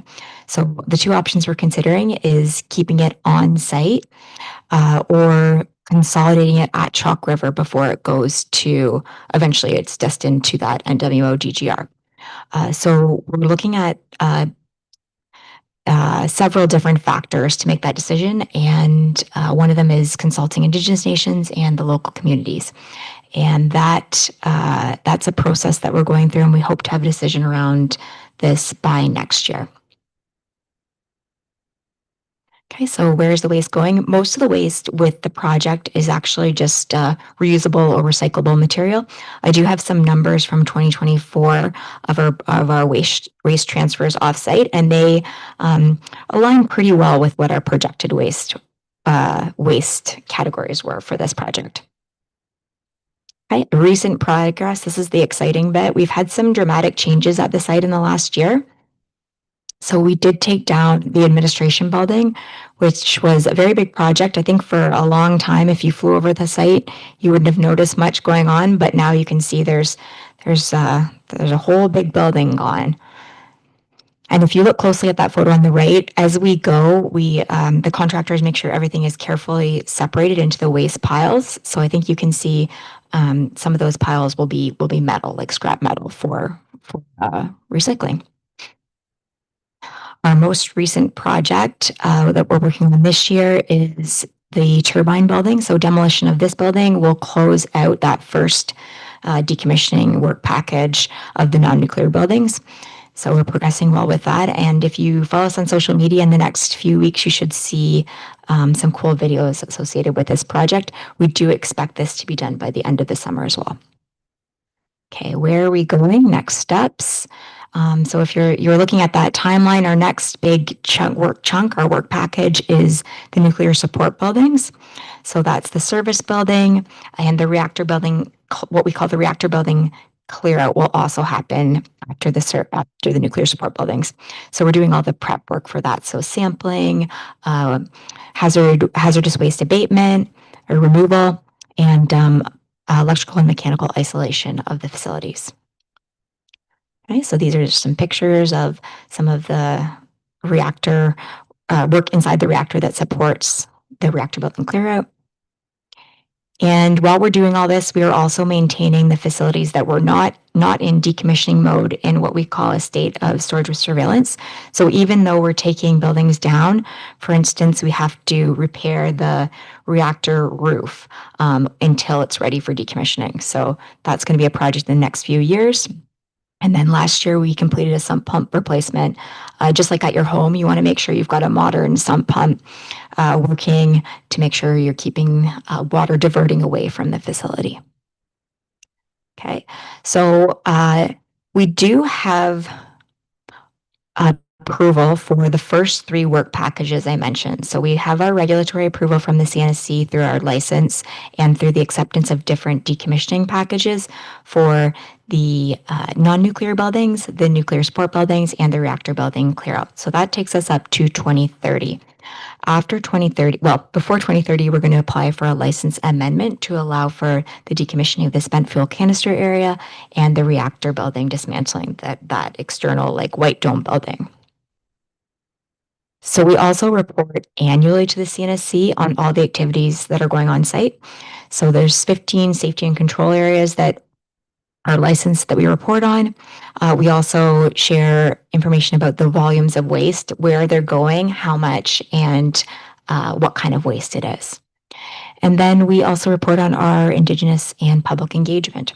So a few highlights from the 2024 annual compliance monitoring report: we had 0 lost time injuries at site, and it is a really small site, but there's a lot of work going on there right now, so that's something we're really proud of.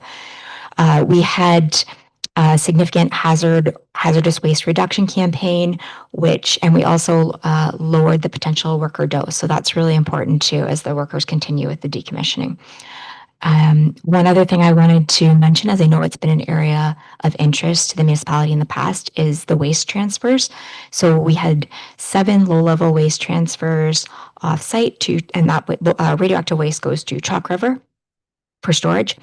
And we had 14 hazardous waste shipments that went to licensed facilities. I believe one was in Eastern Ontario and one further south. I believe it was down by Chatham.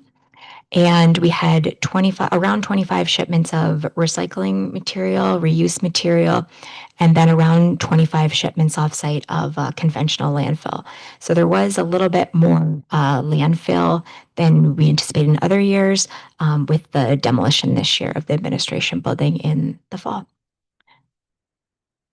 And again, I really appreciate your time, and we're always open to conversations and discussions around this project. And if we'd like to do a staff and council and mayor visit to site sometime, that would be something I'd be happy to coordinate as well.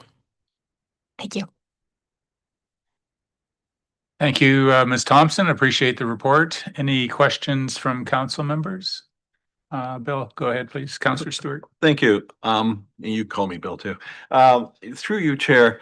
Margot, you've done a great job informing the council and the public with your websites. This is a project that I think should be honored because the public is totally informed. We're totally informed. We were on the site at one time. I would probably take you up for another visit. You're moving along great. The only concern I really have is that you won't be decommissioning till 2070. That's 45 years. I don't think I'll be around. But if I am, at least my grandchildren or the great-grandchildren, because we've been at Inverhuron for 6 generations. So knowing that you and your group's doing this, thank you very much. You did a great job, and continue on the performance, please. Councillor Hinchberger, please. Thank you, through you, Mayor. Thanks for coming tonight. I think you're quite right to point out, highlight safety performance. Construction, or in this case, deconstruction, is always typically more of a hazardous endeavor than operating and maintenance. In a recent, maybe a year or so ago, I was left, the impression was the decommissioning was not going to involve, at this point, the cooling water pump houses or the cooling water structures. It's more related to everything adjacent to it, reactor buildings and number. Is that still the case?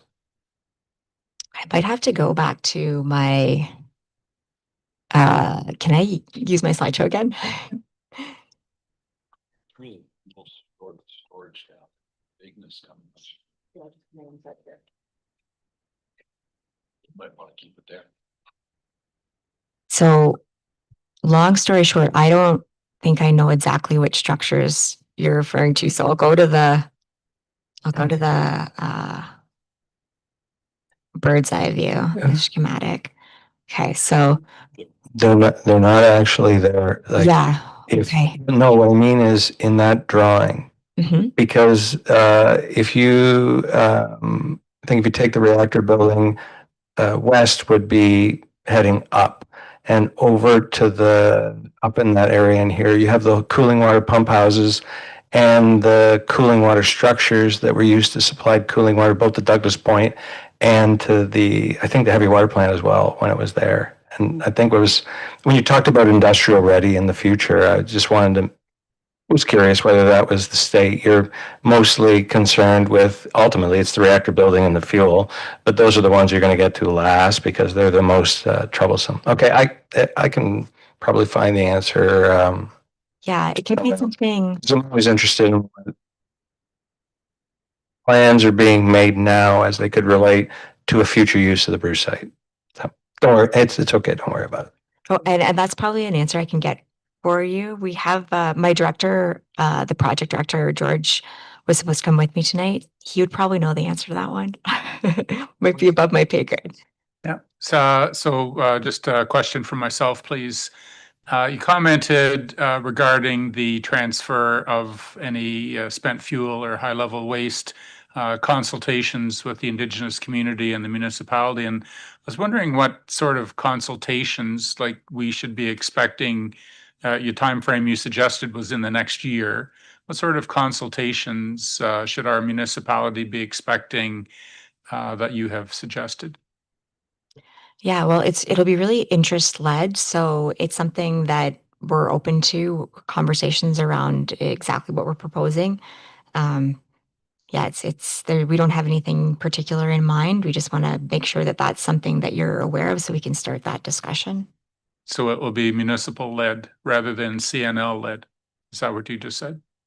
Or directed, initiated? I guess, yeah. So we're basing it based on your interests. So we'll respond to if we want to set up a meeting or however those conversations want to go. Okay, well, thank you for being here this evening. Appreciate your time, and we look forward to continuing conversations. Very good. Excellent. Thanks again. Bye. All right, we move on to staff reports, and we welcome Roxana Bauman, our Director of Corporate Services, and our Auditor Matthew Betic from KPMG. We have a motion on the floor that we will present and then receive the report. It's moved by council that we receive KPMG LLP's 2024 audit finding report, and further the council approve the 2024 consolidated financial statements as presented, moved by councillors Stewart and Blackwell. Roxana, please. Okay, thank you. So the municipality has completed the financial statements for 2024. The audit work has been conducted by KPMG over the course of the month of March and throughout April and May as well, in terms of follow-up. The financial statements have been completed, and as well to advise council that the financial information return, the FIR, has also been filed, but prior to the May 31st deadline. So we are in good shape in that sense. And at this point, I did want to pass it along to Matt Betic, the partner at KPMG, to present his audit findings report. So Matt. Thanks, Roxana. If it's okay, I will share my presentation and walk council through it.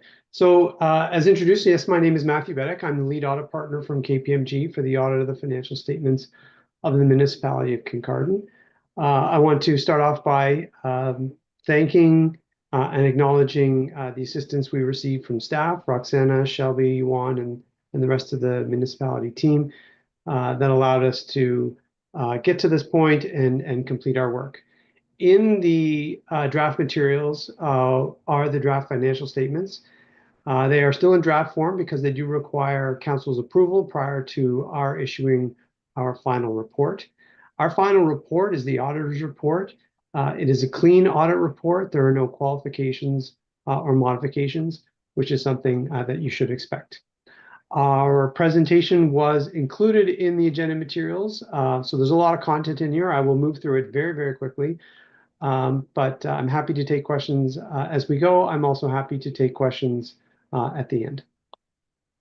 So moving through, as I said, in terms of the status where we are today, we're about to issue our opinion. We've completed our audit work. We just need to go through this process here. We were, at the time of this report, awaiting confirmation from the municipality's lawyers. We have that back now. All good there. The rest of these items are fairly perfunctory and can be wrapped up within a couple of days. We're required at the start of each audit to set a materiality level, and we're also required to communicate that materiality level to council. We set materiality at about $900,000. What this means is we couldn't accept any uncorrected differences in the accounts that were greater than that and still issue a clean audit opinion. As well, it also sets the tone and extent of testing for which we perform. It is very consistent with the prior year, up only about 25,000, and is roughly about 2% of your total revenues, which is consistent with how we would set this figure for all of our audits of municipalities in the province of Ontario. We are required in every audit, and this is not unique to the municipality, to consider and respond to the risk that there could be intentional manipulation of the accounting records. We call that fraud in the audit. We're not talking about how the municipality may be a victim of fraud from outside actors, but something really internal in manipulating the financial statements. We don't and didn't find any factors that made us think this risk was higher than what we'd otherwise be required to under the standards. And based on the responses and the test work that we performed, we had no findings, so all good there.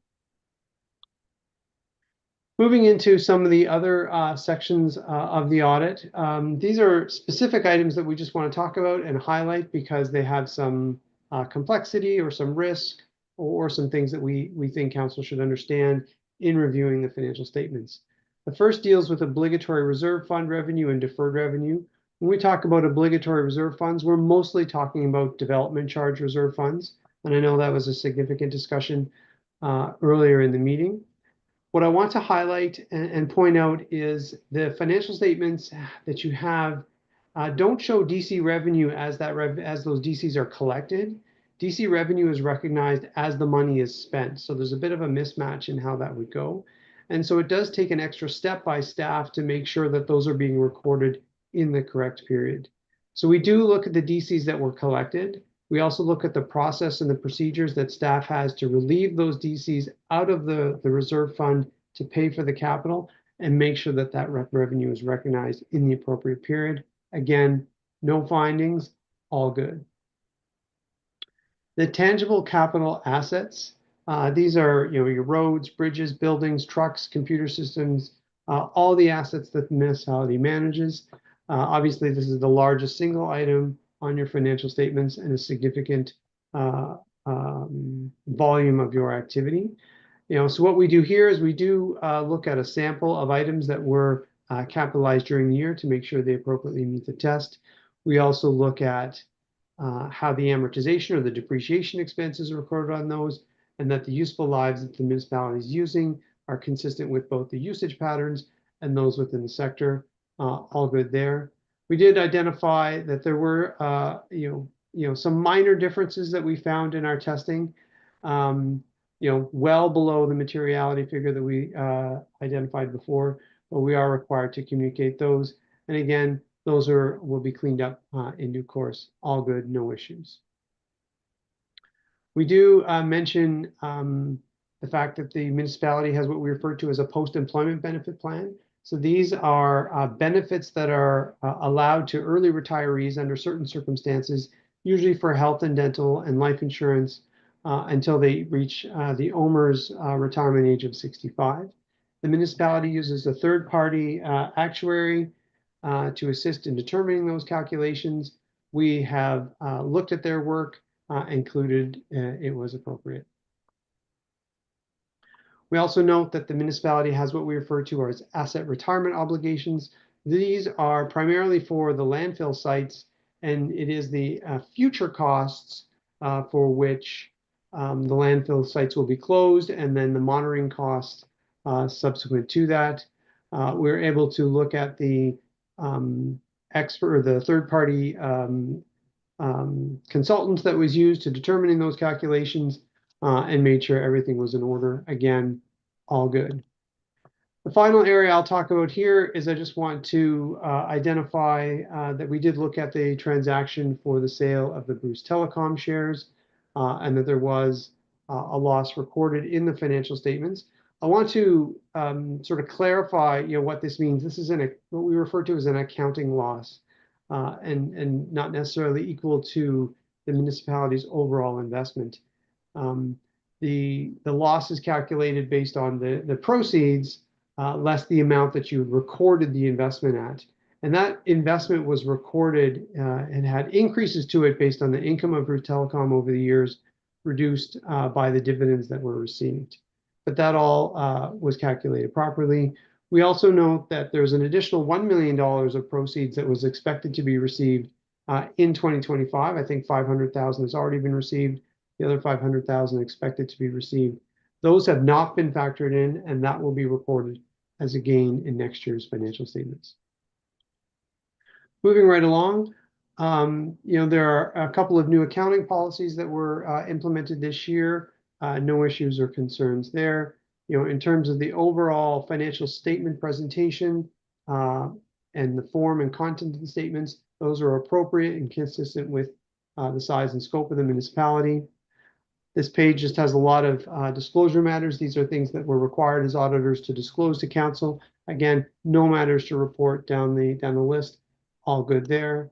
I have talked about the small item that we identified in fixed assets. Again, well below our materiality number, but in excess of the $45,000 value we're required to communicate. So that's the only reason why I mentioned these here.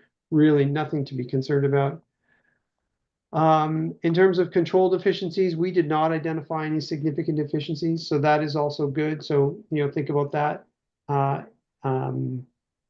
alongside with the fact that it's a clean audit opinion. So, this means mostly that, the structure that staff has put in place to prepare the accounting records was in good shape. In terms of audit quality, all green bars here. I do want to highlight the item on the right-hand side. The quality and the timeliness of the information provided to us was excellent.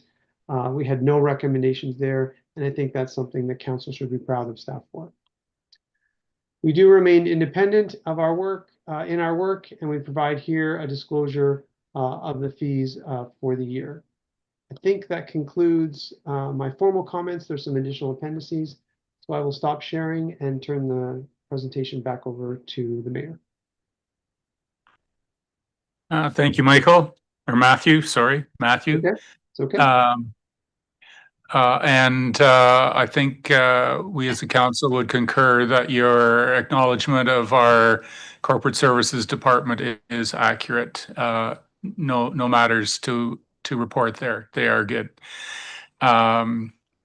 Roxana, is there anything that you would like to add to this report before we open up for questions?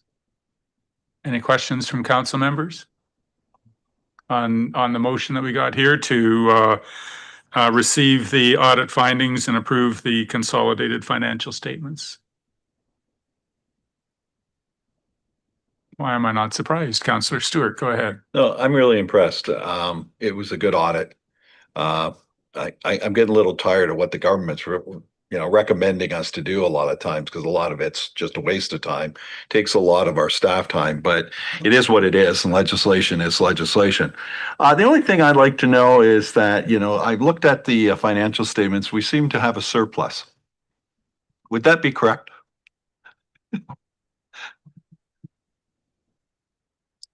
Through you, Mayor. Yes, we do have a surplus.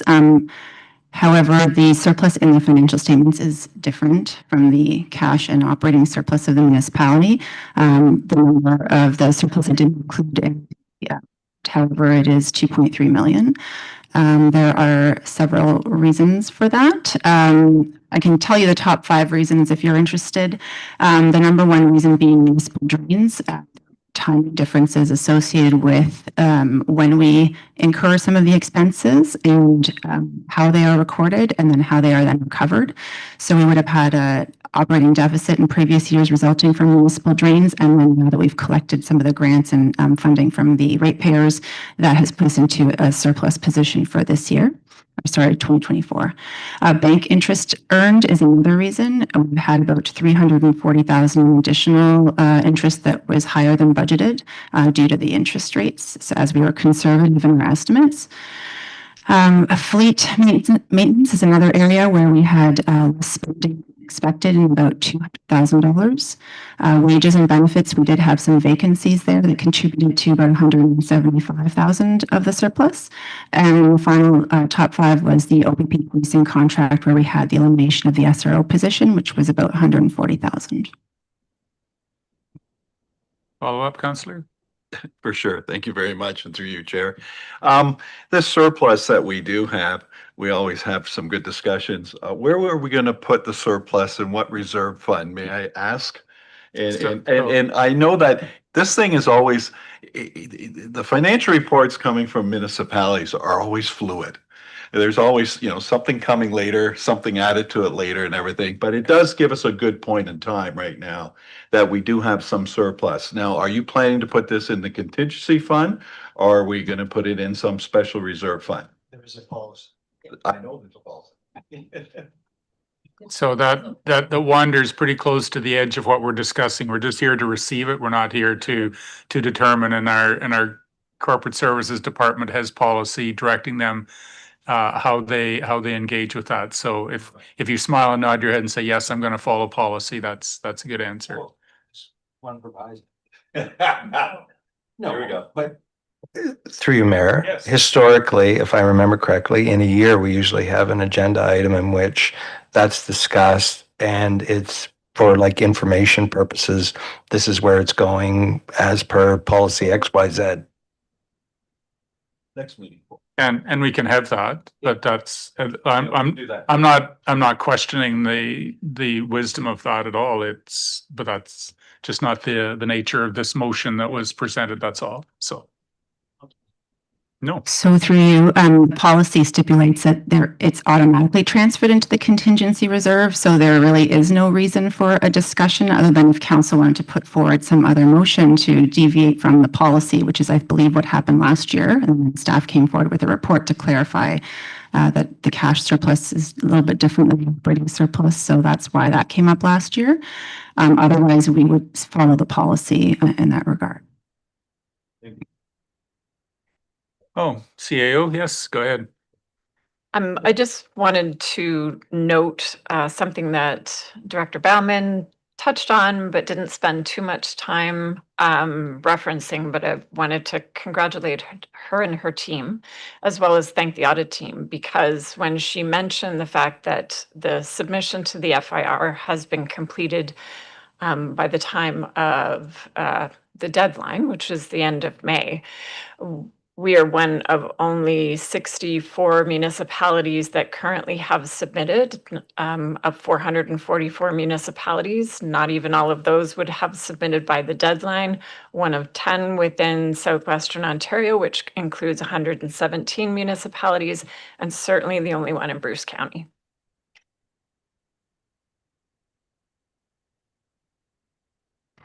Those are some details that we sitting here would never know. So, Councillor Blackwell, please. Thank you. Through you, just to follow up on that, I was going to say, I'm not sure. I think I've acknowledged your 2023 award for submitting your FIRs. So I think our team is really well placed, and I appreciate all that they do to keep all of the money that we're spending accounted for. So thank you very much. All right, so we have a motion on the floor to receive the audit findings report and approve the consolidated financial statements as presented. All in favor of the motion? And that is carried. We move on to the Bruce Telecom Legacy Fund Annual Investment Report. Once again, our Director of Corporate Services, as well as Keith Taylor and Jason Hagan from One Investments on Zoom. So this is a for information report. Yes, through you, Mayor. So this is the first update that we've had for the investment holdings of the Bruce Telecom Legacy Fund. It is just an FYI report, but we did want to highlight it to Council. So as you may recall, Council adopted the Bruce Telecom Legacy Fund investment policy last year to hold the net proceeds from the sale of Bruce Telecom. And the policy itself outlines the strategy for holding the funds, and it created an endowment style investment strategy that preserves the capital investment and provides a stable income return. The policy had Appendix A, which was a transition plan, which gradually phased in the investments so that we weren't simply just transferring everything over at one point in time. So you can see we're still working our way through the transition. As well, there continue to be funds of $3.865 million held separately for contingency purposes, and that's the 24-month period terminates, then we will transfer all of those funds into the capital investment portion as well. So there is a statement that summarizes the holdings as of March 31st, which is a one-year period. We did invite here to go over the information and holdings that are being held in investment. So at this point, I'll turn it over to Jason Hagan and Keith Taylor from One Investment. Thank you very much. Yes, we have a short presentation just to run through very quickly the investment performance, and I'll spend a few minutes going through a few slides to give a bit of a backdrop on what's going on in capital markets. I will say that it's kind of timely because especially this year, as the markets have been a little bit choppy. You have a kind of a schedule to get your money invested over time, which is part of the strategy to not make the mistake of investing at the wrong time. So we've had two tranches deployed so far, and the investment results have been so far. I think there's reason to be happy about this. Jason, if you could advance to the next slide, please. This slide here just shows all of the investments that Kincardine has with One Investment. This includes the legacy investments. Plus, there was some investments in our bond portfolios that were invested starting 2013, and those are for other reserves. So the total amount here, it shows about $18 million in change. About 13 and change is actually from the legacy fund. The returns since inception, that's going back to 2013, are a little bit lower, and that's because there is no equity investment up to about a year ago. Next slide, please. In terms of returns, these we've shown the returns here based on it's called an IRR calculation that's taking into account the timing of the transactions, rather than just the performance of the individual portfolios. And we've tracked the quarters since the money was deployed. The first dollar was invested about a year ago.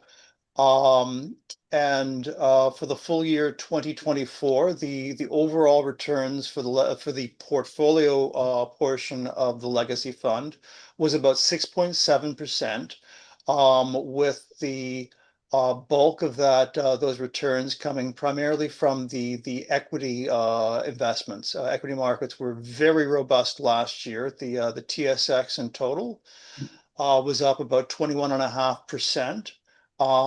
This is unusual. It's usually a little bit, it's either blows hot or cold, and last year was blowing hot. As the investments were deployed mid-year, you got about half of that upside in the equity portfolio, but still quite respectable returns for the bond portfolios. Since inception, that's for the legacy fund going back to, I believe the first dollar was invested June 19th last year. The overall returns are on an IRR basis are 11%. Again, most of the heavy lifting coming from the equity portfolio. Again, I would not suggest that returns that we've seen over the last year, don't count on that in the future. These are unusually high, but obviously quite welcome. Next slide, please.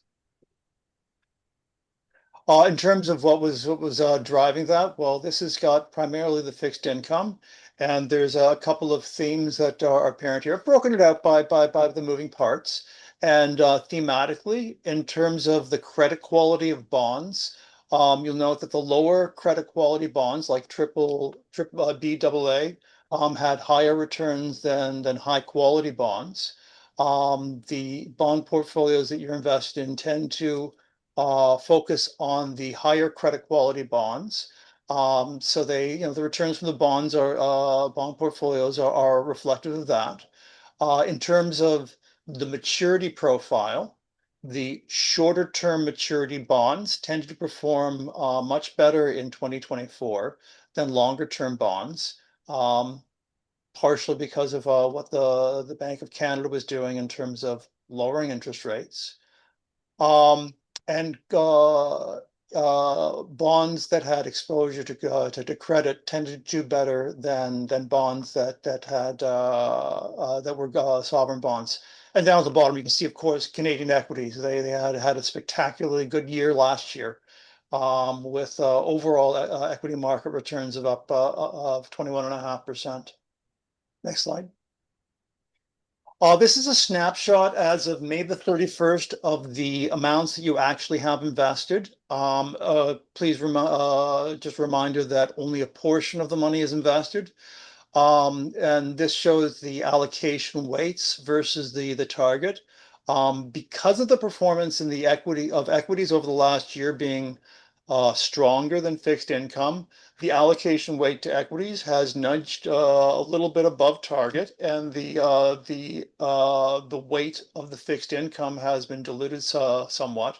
There's no reason to rebalance or do anything with this at the moment. We have thresholds like goalposts. If your allocation range gets outside of the minimum maximum range, we would normally reach out to the treasurer and say, perhaps you need to rebalance, but you're nowhere near that at the moment.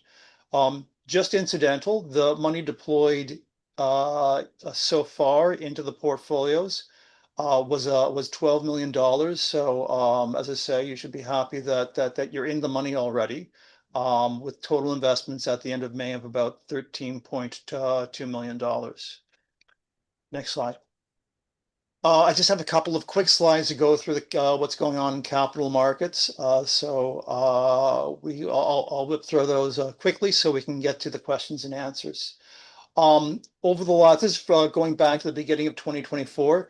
There has been a lot of volatility in equity markets, especially this year. I just rebased both the US equity market and Canadian equity market back to the start of 2024. And the top blue line shows that the US equity markets were doing a lot better than the Canadian equity market. Primarily, there was some themes driving that. But as we all know, there were some hiccups in the market this year as a new administration came into place and had some rather aggressive policies that were unwelcome by the market. And in early April, the markets, they voted on their view of this, and both Canadian and US equity markets gave back a portion of the gains they had accumulated since the beginning of the year. Since that, there's been a bit of a stability. And markets have broadly bounced back from the lows that were seen in April. I will note that in that slide, there's has been movements in the Canadian dollar in US dollar over the period, with the US dollar, well, it was weaker. So that's because these are shown in Canadian dollars. There's also a currency effect in play. So yes, next slide.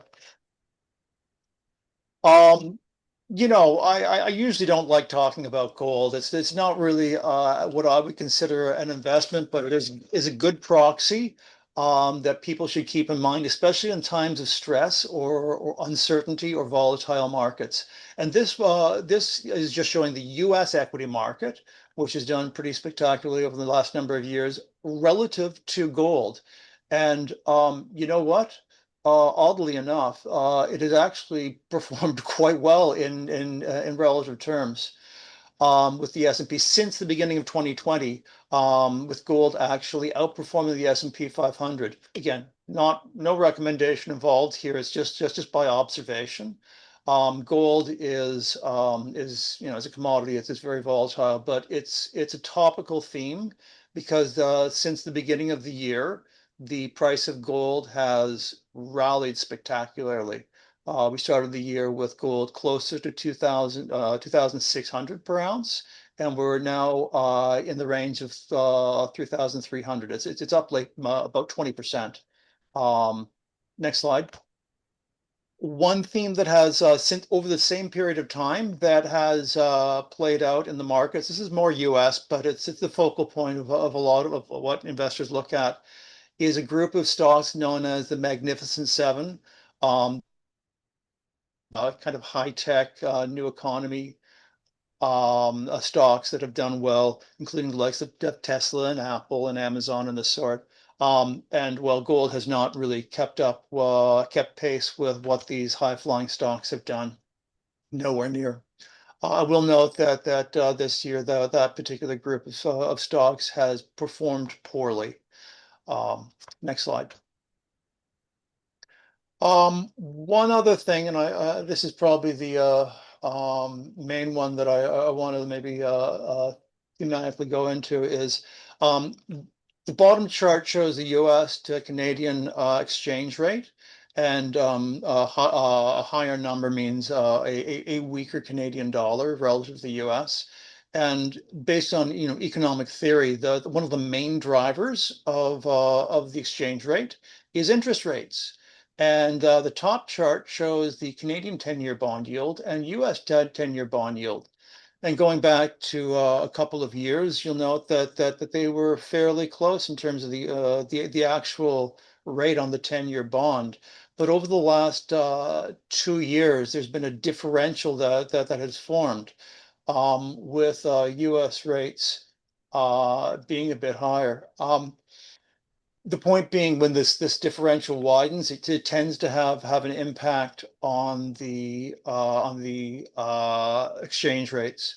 And I'm just noting that in the last, there's a little arrow pointing to the since April Liberation Day when Trump's tariffs were announced. There's been a bit of a discrepancy where the differential in interest rates is having a lot less influence on the dollar. The US dollar weakened, even though US interest rates were a little bit higher, which is an unusual situation. And thematically, that's one of the things that's happened here, is that investors are starting to question the strength of the US dollar, the stability of the US dollar and US treasuries as a long-term investment, as a safe haven. And that's one of the reasons that we've seen gold do so well. It has traded like the safe haven asset. And I think that's the last slide of, the yield curve. Sorry, I mentioned it already. This shows what has happened with the Canadian yield curve over the last 18 months. The shorter, to the left, we have short-term bonds and the yield that's attached to them. And over to the right, that's what's happening with long-term bond yields. And as the Bank of Canada started lowering its short-term interest rates, its overnight interest rates, I guess it started May last year, the yield curve has changed a bit.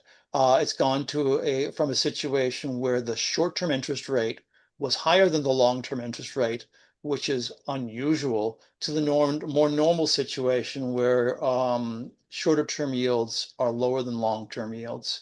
That's partly showing a move to a more normal interest rate environment based on economic circumstances. With that, I'll pause. I think that probably my presentation is only part of it. I hope that I'd welcome any questions to elaborate on the discussion. Any questions from council members regarding performance or why or where we're going? Okay, well, moving on then.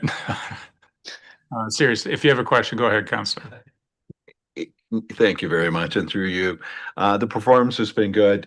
We're in transition period still. And I can see that we're in transition with our own legacy fund and also the contingency fund, which will be moved over to legacy fund. But overall, your performance has proven very well. Thank you very much. Treasurer, you're very conservative. I might have gone to the A's and the B's when it goes to, but I think you have kept that money and preserved it. So let's continue on and see what happens for next year. Thank you. Okay, moving on.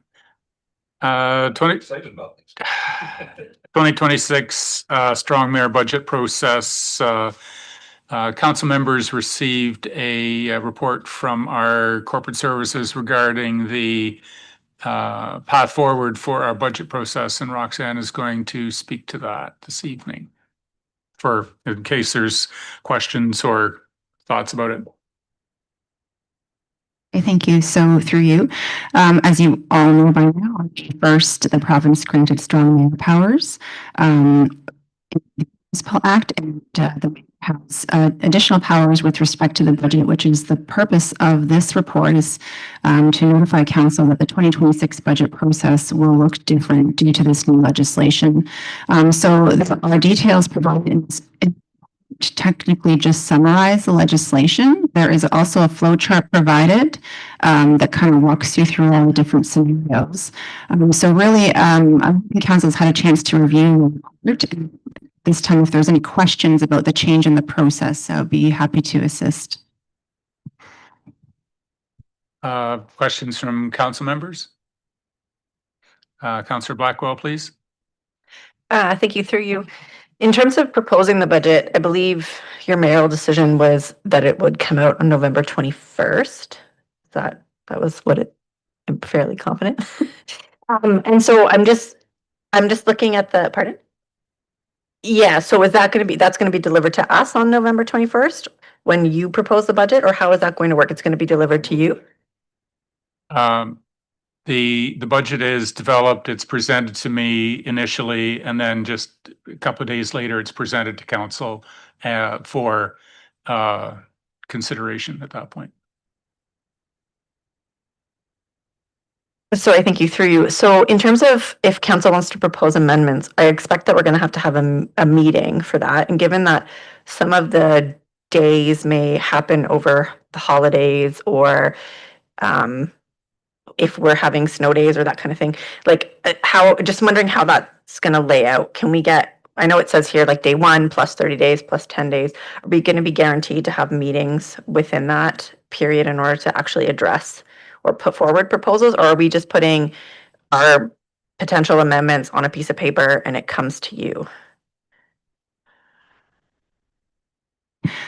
Through you. So the mayoral direction was issued specified that the draft budget be presented to the mayor, to your point, November 17th. And at that point, the final draft would be provided and distributed by the mayor to council on November 21st. And so it's that date of November 21st that starts the 30-day clock in accordance with the legislation. So there needs to be or if council wants to propose amendments to the mayor's draft budget, they must do so within that 30-day period. Staff needs to work with the mayor to go backwards to create a timetable on what this budget process would look like, because the mayoral direction also indicates an intended adoption date of no later than December 19th, which means the entire process would wrap up prior to holidays. So then we can come back with a report that would summarize some of the timelines, require council to approve some resolution to shorten the amendment period, because currently the legislation says it's 30 days, but that would have to be shortened, as well as some of the timelines associated with it, mayor veto powers. Those timelines could also be shortened from 10 days to a reduced amount of days. So all of that has to work words in the that would be provided to council at that time.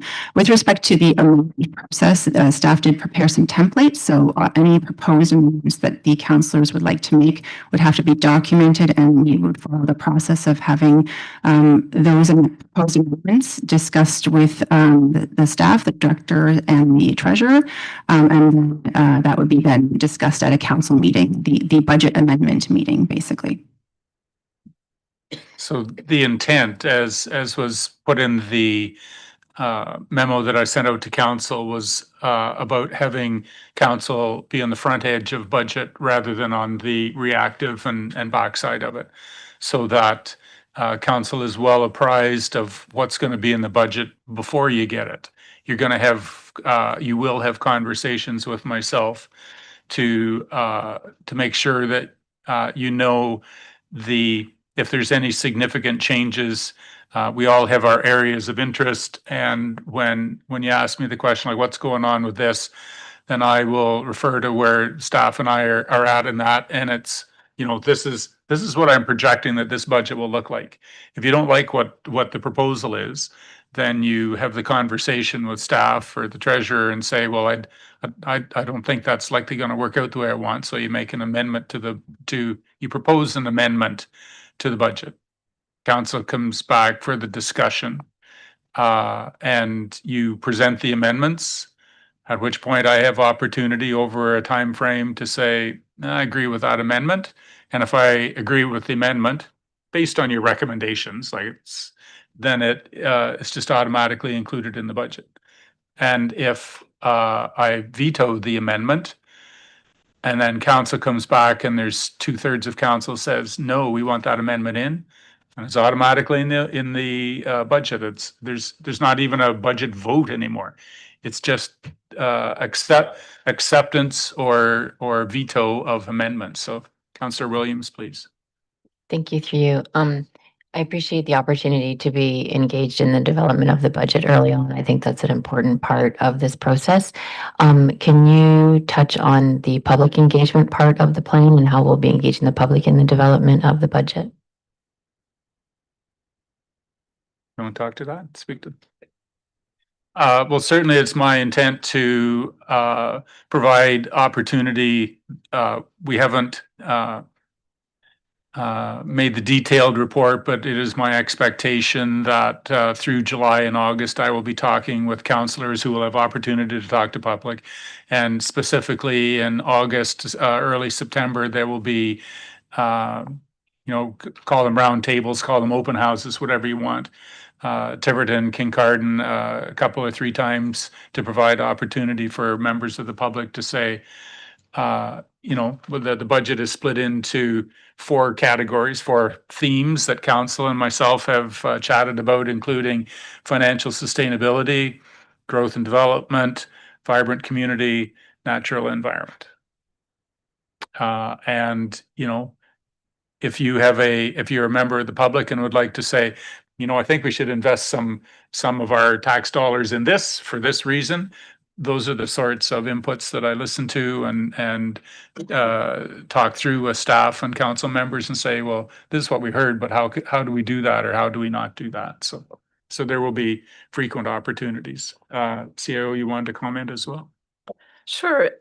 Through you, Mayor, to council, I would also note that through discussions with our senior leadership team, at noting the changes that we're all figuring out and getting a better handle on, following training in different sessions and reviewing the legislation, we're also going to propose a communications and engagement strategy to work with the mayor, because this is a change. Council will see the change more directly. The public should also be aware of the change, although in some cases, I'm not sure everyone in the public might not think this isn't how it already happens. So some of the education, it will be just making sure that there's a clear understanding of the opportunities for consultation and how this comes back for final determination, even that which has changed somewhat as well. So it's a lot to undertake in terms of our process and procedures and what we're used to. It's a big change for us. Some of the ways in which the public get their comments back, they might not notice too much difference, but we are going to try harder this year to really make sure it's clear what the changes have been and how people can get engaged. Deputy Mayor, please. Thank you, Mayor. Through you. First off, to our CEO, I'm pleased to hear that there is the initiative going into the communication, because I think that's an important piece. Mayor, through you, you had mentioned that council will be involved in the forefront of the budget planning process. I think those were your words. I'm just wondering how you envision that. So my understanding is the process effectively is on the 17th, it's delivered to you. On the 21st, it's delivered to council with the opportunity for amendments to be made. At what point do you envision that council gets involved? Is that prior to the 17th when it's delivered to you? Or is a suggestion that after it's delivered to you on the 21st, is that still, do you envision that to be still at the forefront of it throughout the amendment process? I envision that a significant part of your assistance in developing the budget will be in July and August. I want you to be able to present, these are the areas that I want us to, we all know that, we can talk about pencils and computer cords and stuff like that. But I believe that we acknowledge that this is the area that I'm interested in. This is the capital project that we need to spend some money on to improve this, do that, recruit, disperse, whatever. So I want to have those proactive conversations early on so that there is opportunity for you to both think about and present the ideas to myself and staff and say, this is an area that I think would be beneficial for our municipality to be in the budget this year. So that is the most proactive. There is no hesitation on my part whatsoever for any of you to come in October and say, well, where are we at with this? What are we doing with that? I need, like this will be successful as council affords advice prior to the official distribution of the budget. That's where the most significant benefit would be from my perspective. Deputy Mayor, please.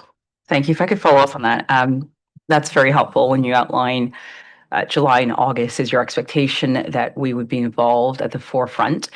Do you envision how that process would work? Is that setting up a meeting between yourself and the relevant director, or do you have a formalized thought on how the contributions from councillors would be taken into consideration? Well, initially, it would be my expectation that it'll just be myself and you and each one of the councillors sitting down. This is how we're going to go through it. If there is a particular area that you are interested in addressing in the budget, then absolutely the conversation expands into the director of particular departments and how does it fit out? How does it fit in? And certainly, as the director has commented, the process affords opportunities for those particular amendments to be brought forward. If they are not included in the original draft of the budget, then there is opportunity for any one of those amendments to be presented to council during the meetings that we have regarding amendments that might be proposed to change the budget. Go ahead, last one, and then we'll go to. I'll come back to you if you have more questions, though. Thank you, Mayor.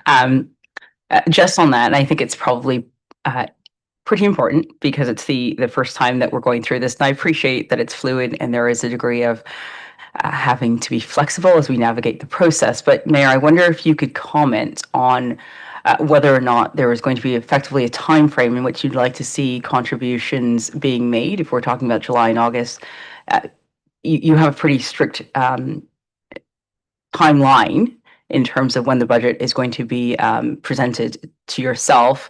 And I wonder if you have given any thought to when you would want to see the contributions, I presume, perhaps initially in writing, and then a conversation with yourself. But it may be helpful both for directors if they're pulling together budgets for the department to see what councillors are looking at. And it may be helpful to have a time frame. And I don't know whether you've given that any thought or whether that perhaps is something that can be worked on. I had not considered a long way past the initial conversation. There will be, notes taken, recommendations offered and received that will be presented to myself and the appropriate directors of departments about, this is where I would like to go with the budget. And there were some guidelines presented in the initial report regarding the contribution to the asset management plan, regarding the potential maximum tax rate increase, those sorts of things. And they will factor into the deliberations, of course. I believe with the help of staff, there would easily be a template developed that would afford councillors opportunity to write down, think through whether it's electronic or paper is irrelevant, but a way to, sometimes I can think easy in my head, this is what I like, but when I write it down on a piece of paper, it either makes more sense or less sense. So if there is a template developed that would help direct our conversations early on, would likely be helpful as well. Councillor, please. Thank you, through you, Chair. I guess I had a similar question to Councillor Clark in how we'd be involved in the front end. I appreciate you've already actually asked me some thoughts about where my head's at with budget from that perspective. But I guess what I'm struggling with is some of our perception is shaped by the feedback we receive from our community. And so to be able to have those forward conversations, you kind of need an understanding of what's going to be in that document, which we would not be receiving until after such time as you'd had it. And I guess where I'm also struggling is I'd like to pretend that I always come in here with a clear head. But often my colleagues manage to sway me around the table to a different persuasion than I maybe had beforehand with my own vision. So when we rate these like vetoes or challenges, which go to yourself and then get reviewed with staff, it didn't sound to me like I was necessarily included in that review process, but that we would discuss it at a later date at the meeting based on what I heard just now. Where does it happen for us when we can't accidentally hit quorum to have these discussions to further business?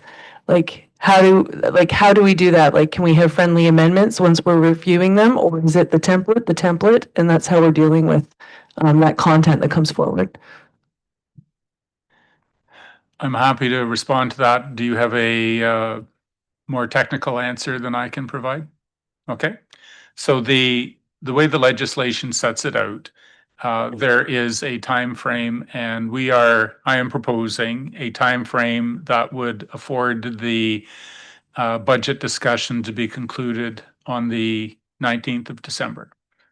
Should council decide not to accept that proposal, it can be extended out as far as it's the second week of January, but it doesn't stretch far into the new year. When the legislation came out, it proposed that the budget would be presented to council members in its entirety based on your input and direction, stuff like that.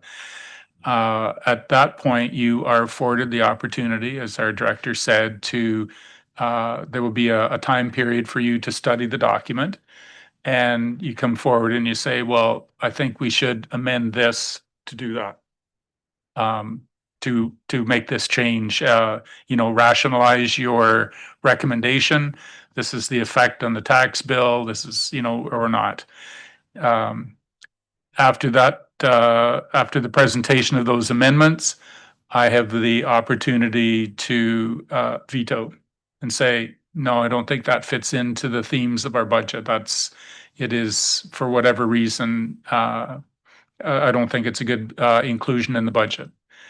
At each one of those decisions, there is opportunity for the council to override my veto, which is totally appropriate. And there is mechanism involved there. If 6 of the 9 members support the overriding of the veto, then that amendment is just automatically included into the budget.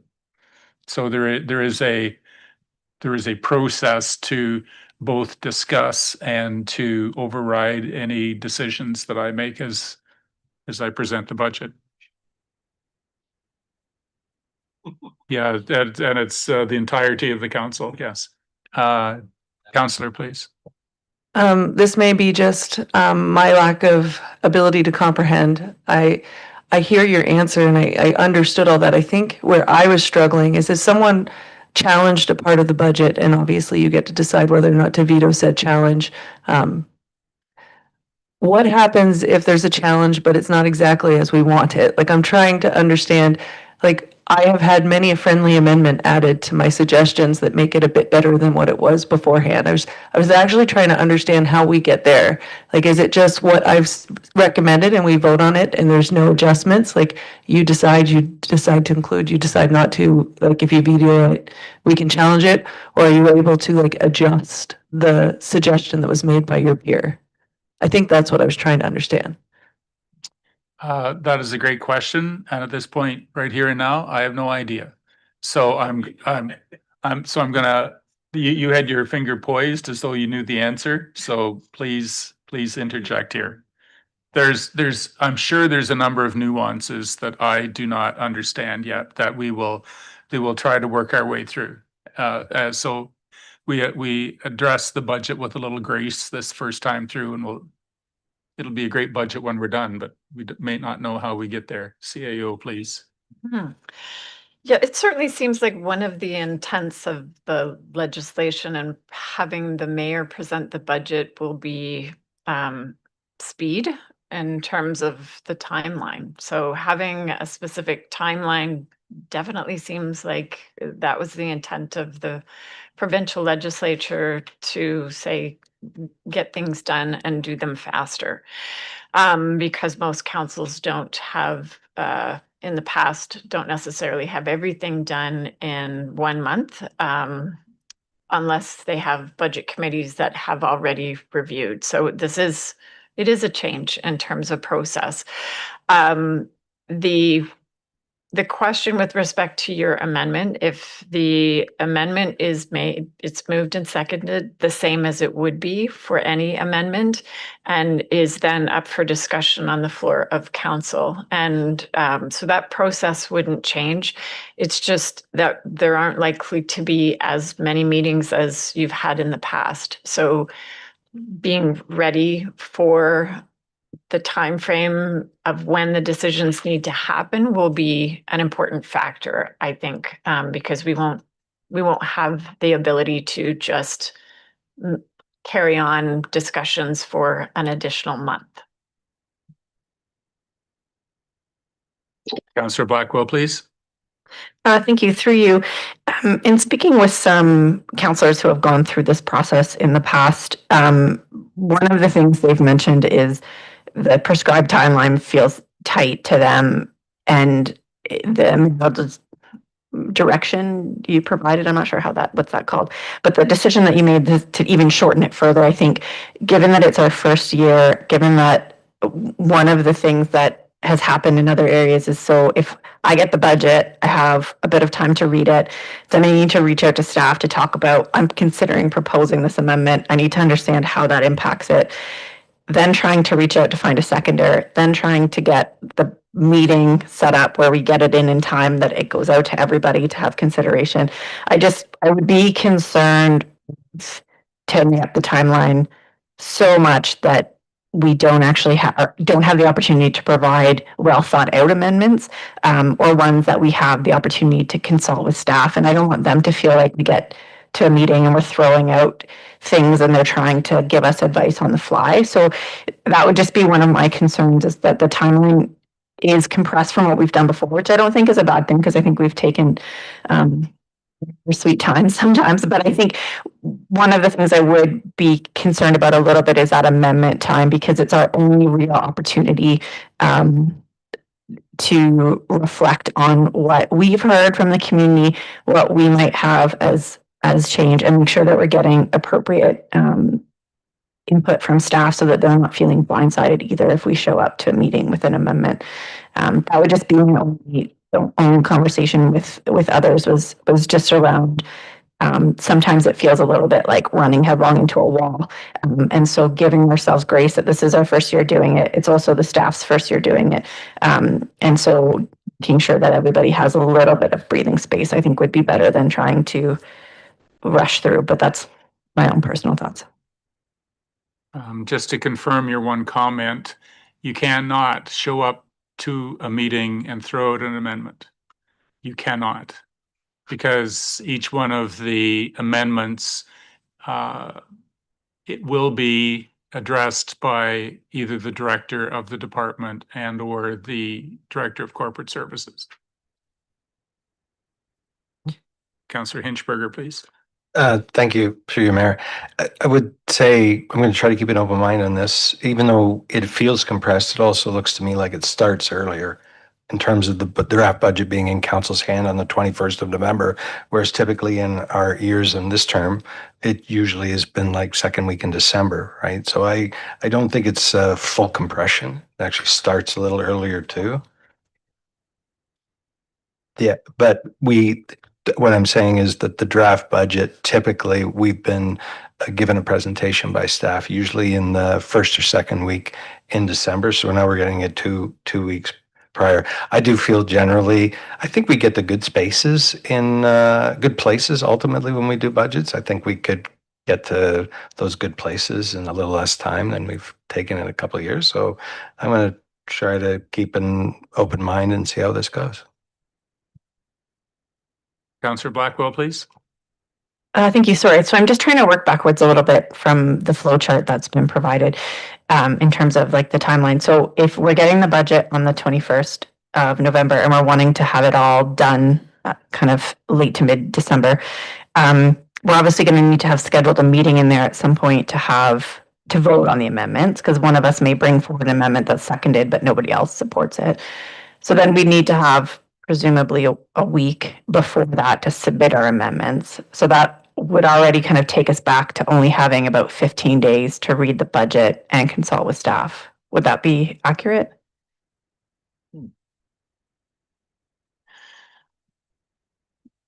There is a time period in there, and you know, the responsibility of understanding the budget lands more heavily on council members this year than previous. So you have the opportunity, like you can start your meetings on the 22nd of November with staff members if you want. You get it the 21st and you can go in and start talking. Yes, we have jobs, we have life, and you know, those are challenges. I acknowledge that. But that is as the CAO commented, expediting the budget process with the opportunity for council members to make well thought out amendments to the budget, having the ability to have the discussion and, you know, as a collective come to those decisions in a very prescribed manner. How you get there, rather than sometimes we drift from project to project wondering how they go through and how they don't go through. So I acknowledge your awareness of the time frame, but you know, once again, the shortened time frame will be presented, and it is council's choice to either accept that or to extend it. Like, it goes in 2 weeks into January if you choose not to agree with the shortened time frame. Director, please. Sorry, through you, just for clarification that we can't extend the 30-day period. So I just wanted council Yeah, we can't extend any of the periods. We can only shorten them or keep them as is. But there will have to be some modifications because even if we let the 30-day period elapse, then we're already into December 21st just for that 30-day period. So council would have to have a meeting before then, which means you would have to shorten the amendment period regardless at that point. But like I said, those are details that we still need to work through at this point. Councillor Stewart, please. Thank you, and through the chair, I'm very excited about this. You're absolutely right. We really have to, as a council, get involved in this whole process, July, August, and with the public. And that excites me because I think that by the time we see a budget being presented to the mayor, we will sort of know what we're sort of thinking about and where we need to go. And that's the whole thing. We need to upfront this as much as possible. Last term, what we did, because most of us on council in last term used to actually report or vice versa to a director. So I was with Adam and Adam and I went through his budget. And I said, yeah, we probably can support that. We can't support that. But, that was sort of the process we made. So when it came to budget time, a lot of these things were already discussed pre. So, there's two things. The clock's going to be our enemy or our friend, and we can't change the clock. The clock is exactly what legislation says. And even if we don't want to change, you can't. And the only concern I have, and I'll be very honest with you, Mayor, is the veto power. You have a lot more control over the budget than what we did in the past because it was always majority. So I'm just cautioning you because, veto power is you and two other councillors, and that's a done deal. So there might be a little hesitation. So if you have to veto something, you probably need to give us a call. Thank you. Actually, it would be me and three others because it has to be more than a third. Okay.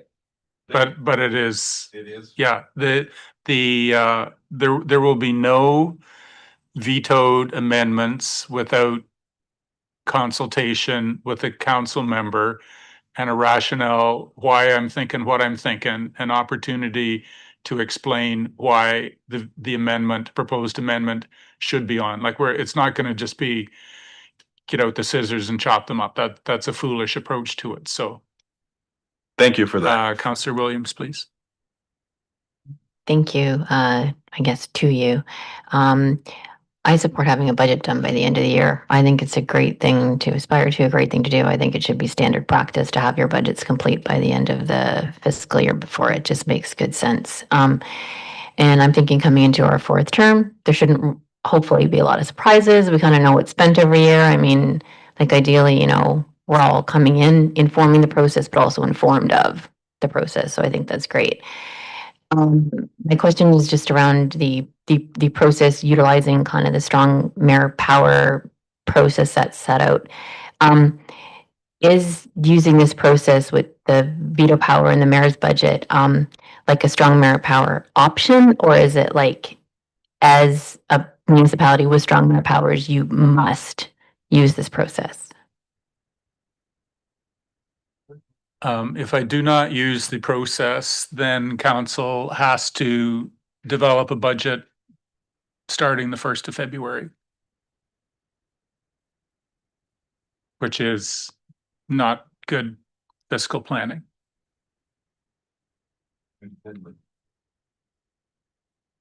Councillor Steinhoff Gray. Thank you through you, Chair. And this might be more of a question for our CIO, but maybe this is me being remiss, but previously my starting point would be when I received the budget to really understand what projects we have in scope. Sometimes you see projects that are connected in one set of project numbers and then another couple, and I'm doing a little bit of arithmetic and post-it notes to track it all together. Is the living draft that we're looking from that we could be looking at that's like a SharePoint file that all of us can see as it's being updated? Because I hear the accountability of us councilors to get involved in the budget sooner, but having an understanding of where staff thinks we need to be, I'm sure we have like a 5-year plan of some sort, knowing like upfront what those projects are, like we could even start reviewing now some of the things we know are coming up to have our hand on what kind of finances are going to be asked. So just there are areas that we can be directed to and shared with so that we can start familiarizing ourselves with what's likely to be seen in the budget. through you. So the tough part of that would be our obligation is to present a budget to the mayor, right? So if we're presenting a budget to the entire council without ensuring that the mayor is satisfied, I think that would not match the intent of the legislation. You could look at capital plans and previous year's budgets because they absolutely document and identify what we're hoping for in future years.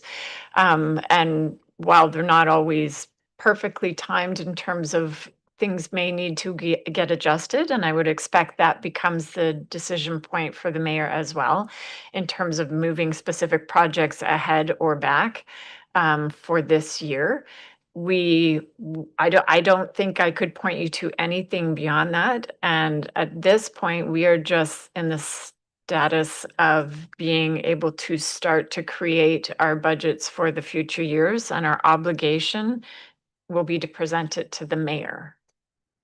Just as follow-up. I'm going to round out the CAO's comments.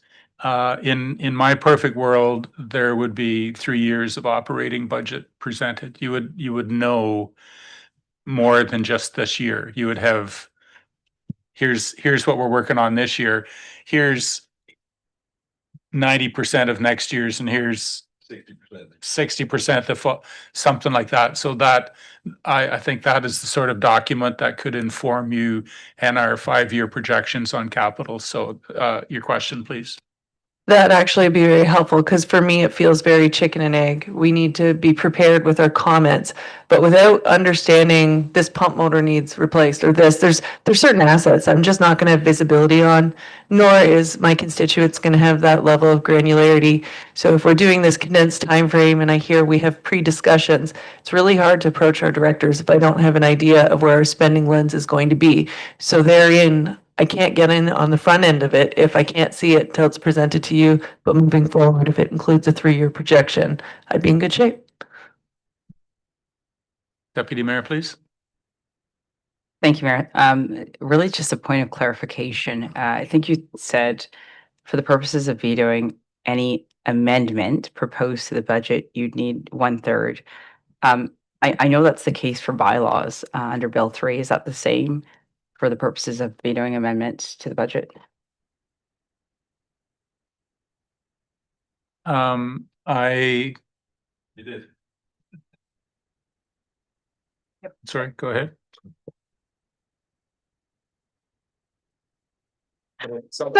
Okay, through there, the veto opportunities for the mayor. It's when you're talking about his veto, support of that is more than 1/3. Council's ability to override is 2/3. So, okay.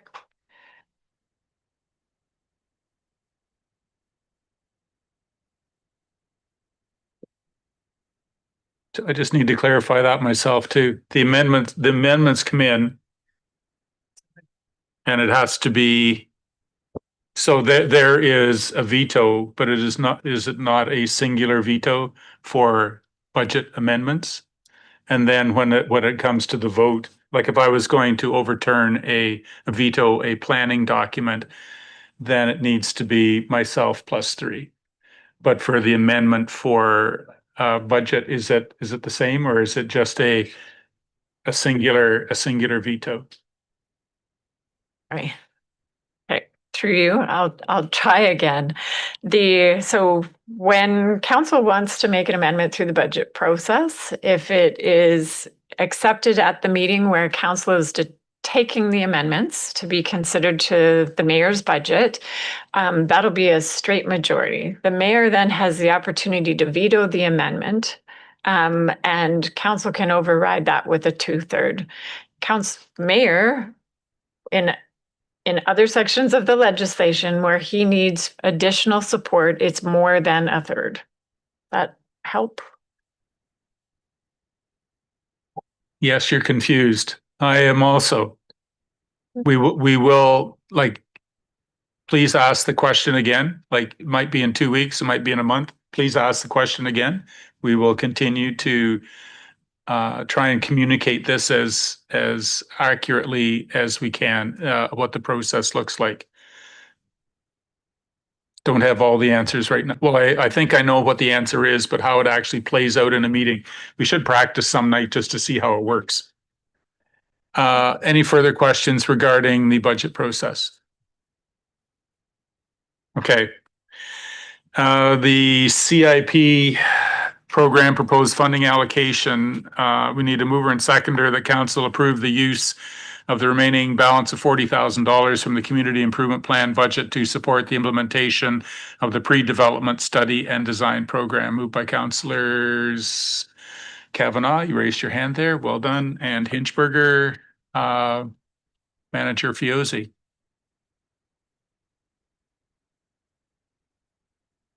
Through you, Mayor, I'm actually just going to introduce or welcome Evan to his first council meeting with the municipality of Kincardine, and I'm going to turn it over to him just in light of time.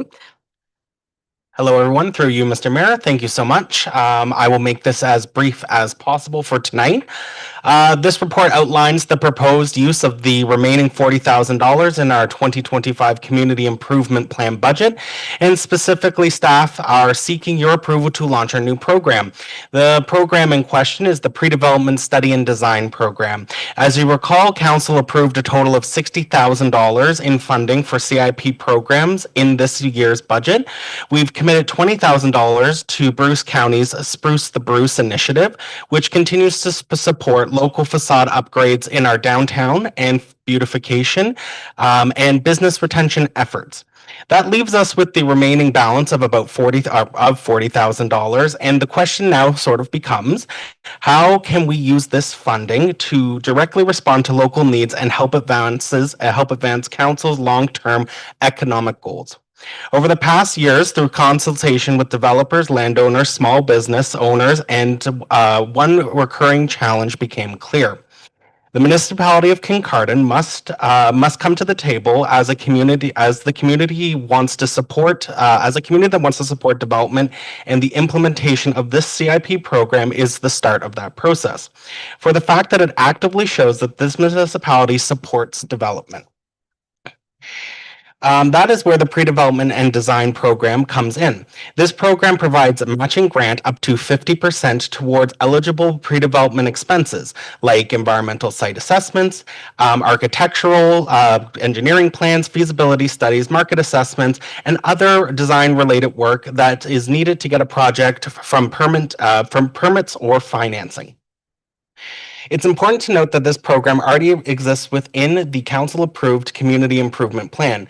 It was adopted in 2024 from Bylaw 2024-22 and 2024-23. And the pre-development study design program is specifically laid out in section 5.3.1.3. The framework is already in place. Staff is suggesting that tonight we actively use this program to help fund pre-development that ranges from in a ranked list of mixed use, commercial and residential projects, residential developments, commercial projects, and light industrial builds. So essentially, this will be administered through a variety of matrices. All applications will be reviewed against a scoring matrix that evaluates community impact, project readiness, and the alignment of planning policies. Payments will be made into two installments: 25% upon the completion of the study, and the remaining 25% after the project moves forward to complete final approvals. The program will only support projects located within our CIP boundaries, and they must align with the municipal guidelines and streetscapes. And just to be clear, this program is not about subsidizing speculative ideas. It's about helping serious eligible products overcome specific barriers so that they can reach a point to qualify for financing, permitting, or private investment. For risk management, from a risk management perspective, this approach is relatively low cost for the municipality, but potentially exceedingly high impact. It gives us the opportunity to unlock potentially stalled projects and shape growth within the municipality under our strategic priorities: investment readiness, downtown vibrancy, and of course, housing development. If approved tonight, staff will launch the program in 2025. We'll publish the application guidelines, develop a scoring criteria, and begin outreach through business newsletters, social media, and direct engagement with property owners who have already expressed interest. In summary, this is the practical next step to make development more accessible within the municipality of Kincardine and to show our community that we're listening and responding to their needs, coupled with playing a proactive role at the table, symbolically showing that the municipality wants movement on development and within our CIP area. I respectfully ask for your support, and I'm happy to answer any questions. Thank you. Questions from council members? Councillor Inchberger, please. Thank you, through you, Mayor. Great presentation tonight. It's an important thing that we're talking about here. The issues that I have is that currently you're eligible if you're anywhere inside the municipal CIP area. And I think this is too broad, and that the focus should be on the core commercial area of the town of Kincardine, with a priority on commercial #1 and residential commercial #2. And in the village of Tiverton for commercial only.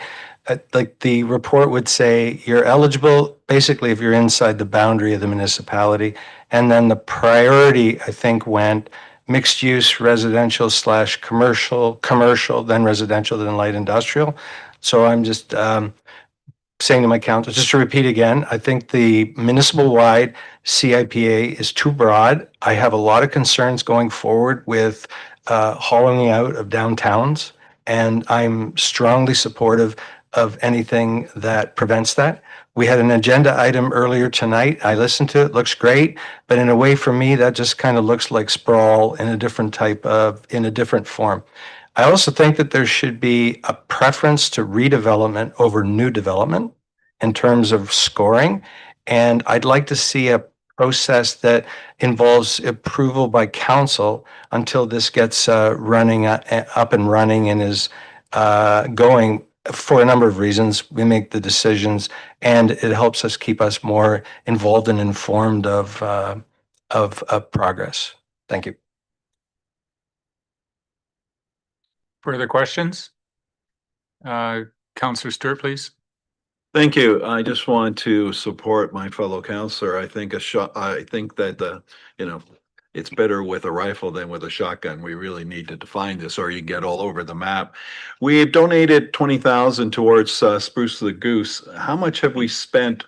Bruce the Goose, or Goose the Bruce, whatever. It's getting late. This long meetings are really killing me, guys. Anyways, how much money have they spent on the 20,000 already? We allocated 20. Yes, so we have approximately about $3,300 left to spend. So we're currently just going through the final approval processes.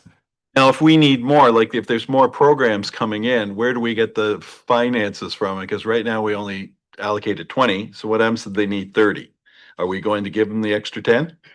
So as of right now, we have a wait list for current projects. And this, again, Spruce is administered by the county. So again, we would be putting those projects, they're eligible to apply for next year. Councillor Blackwell, please. Thank you, through you.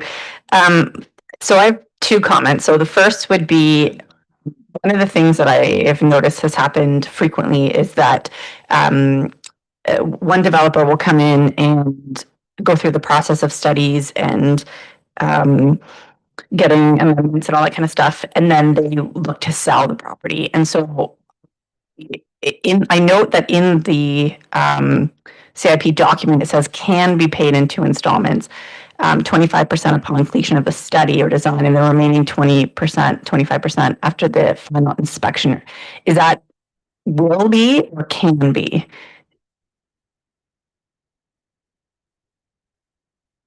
For you, Mr. Mayor. As the program, like once the program is approved, then all of the proper measures will be taken to make sure that the adjudication of how the grants, how the grant funding can go out will follow what has been already pre-laid out in the CIP. But on top of that, I would have to get back to you on the process of amending and changing certain items in that. Thank you. Through you, it's not necessarily so much a follow-up, but piggybacking a little bit on what Councillor Hinchberger mentioned, one of the other programs that I noted in the CIP was the Property Transformation Program, and it talks about doing the studies for feasibility or anything like that to take an underutilized vacant or underutilized building and convert it to something of a higher use. And I wonder whether that's, like, I recognize that the program that you've proposed would help get big new projects off the ground. This is given like a faster turnaround to look at buildings that are spaces that are already within a built-up area that we can get to a higher use more quickly.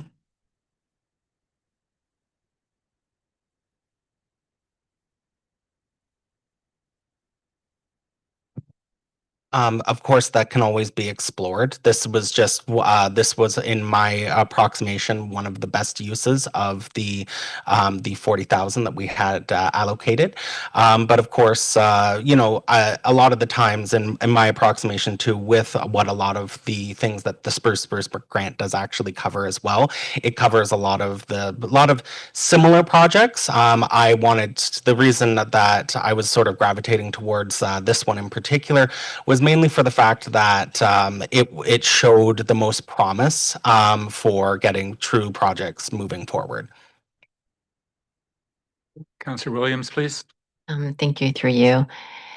I agree with Councillor Hinchberger's comments around focusing its geography as well as its priority areas. I think it's a great way to utilize the funding. Do you have a sense of the demand right now for accessing the program? And if so, is it coming from these areas by chance?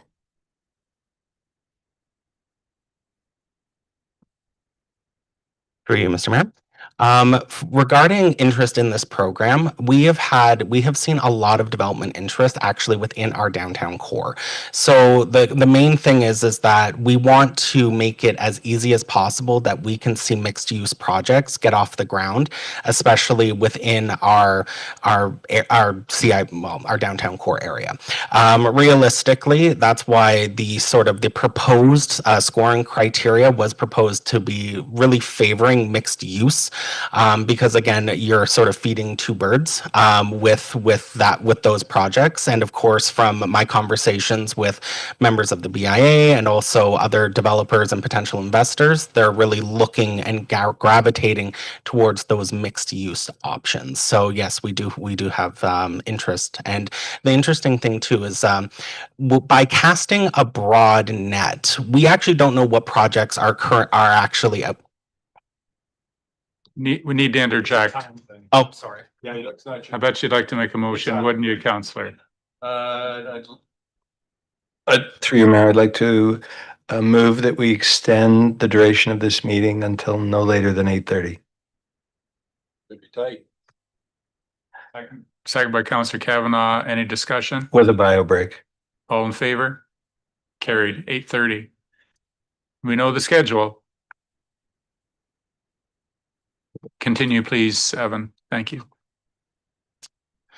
Okay, so yes, we've had a lot of interest, and by casting a wide net, I really do think that we don't know what projects are actively out there in our community as of right now. So I think we will see what projects come forth and the people who are interested in applying for this, and I wouldn't want to limit any option that could potentially come out of anywhere within the municipality, right? Councillor Hinchberger, please. Thank you, Chair. Mayor. I'd just like to add a little bit to my comment about redevelopment. And this is only based on my own impressions. I don't have any data to support this. But But I get the sense that, for instance, in the core commercial area of downtown Kincardine, what might be working for property owners and landlords isn't necessarily working for business and the community. For example, what we've seen over time, what I would say is a progressive chopping up of existing space into smaller spaces that can be rented to more and more businesses. And that works for from a property owner or a landlord, but it doesn't actually work for the businesses. So inside redevelopment, I would really be liking to see cases where we're looking to consolidate a redevelopment that creates more space in a building rather than slicing it up into progressively smaller pieces of pie. Thanks. Councillor Stewart, please. Thank you. Thank you. Before the bio break. Through you, Chair, I like the overall idea. Take it slow, see if we can get some impact. It's 40,000. It's worth the risk, I think, and let's see what kind of return, but keep us informed, please. Thank you. So we have so did we hear an amendment or just direction from council to, rather than use the shotgun approach, it's more the rifle approach? Like, did you not suggest it would be municipal wide? Like through the whole thing? That was the recommendation, but what I think we heard from council is that the initial rollout should be more focused just on the core downtown Kincardine and Tiverton. Okay, sounds good. Through you. I think we should take. Yeah, I think it would be helpful to make sure we're clear on exactly where the restrictions are, if you're not including the entire area that's already been designated by council. So I think if there should either be an amendment or if. So we will refer that to a report next council meeting for clarification. Can we do that? Is that okay? Okay. Do you want to do amendment now? No. Good. Okay, we're gonna stop for a bio break now. Please be quick, and we got a whole bunch of stuff in to do.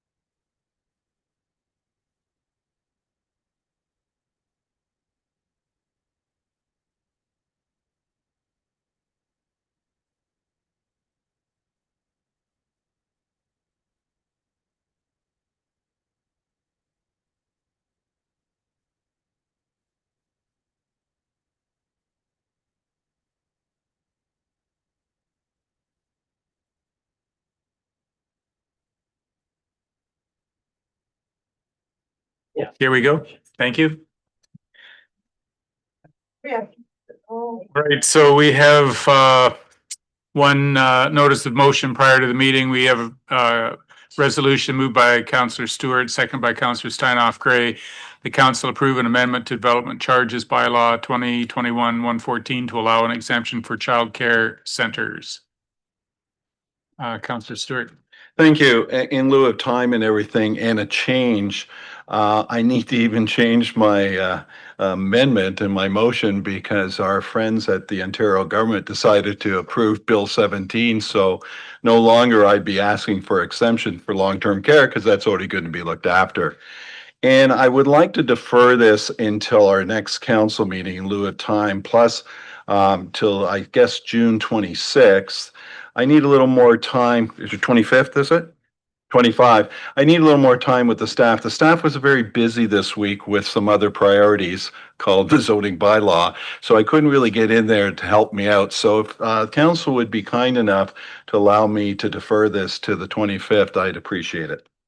That's a motion. My motion. But would you like to second that? All in favor? It's carried. So we move on to the consent agenda. You know the rules. Anything you want to talk about? About 3 o'clock.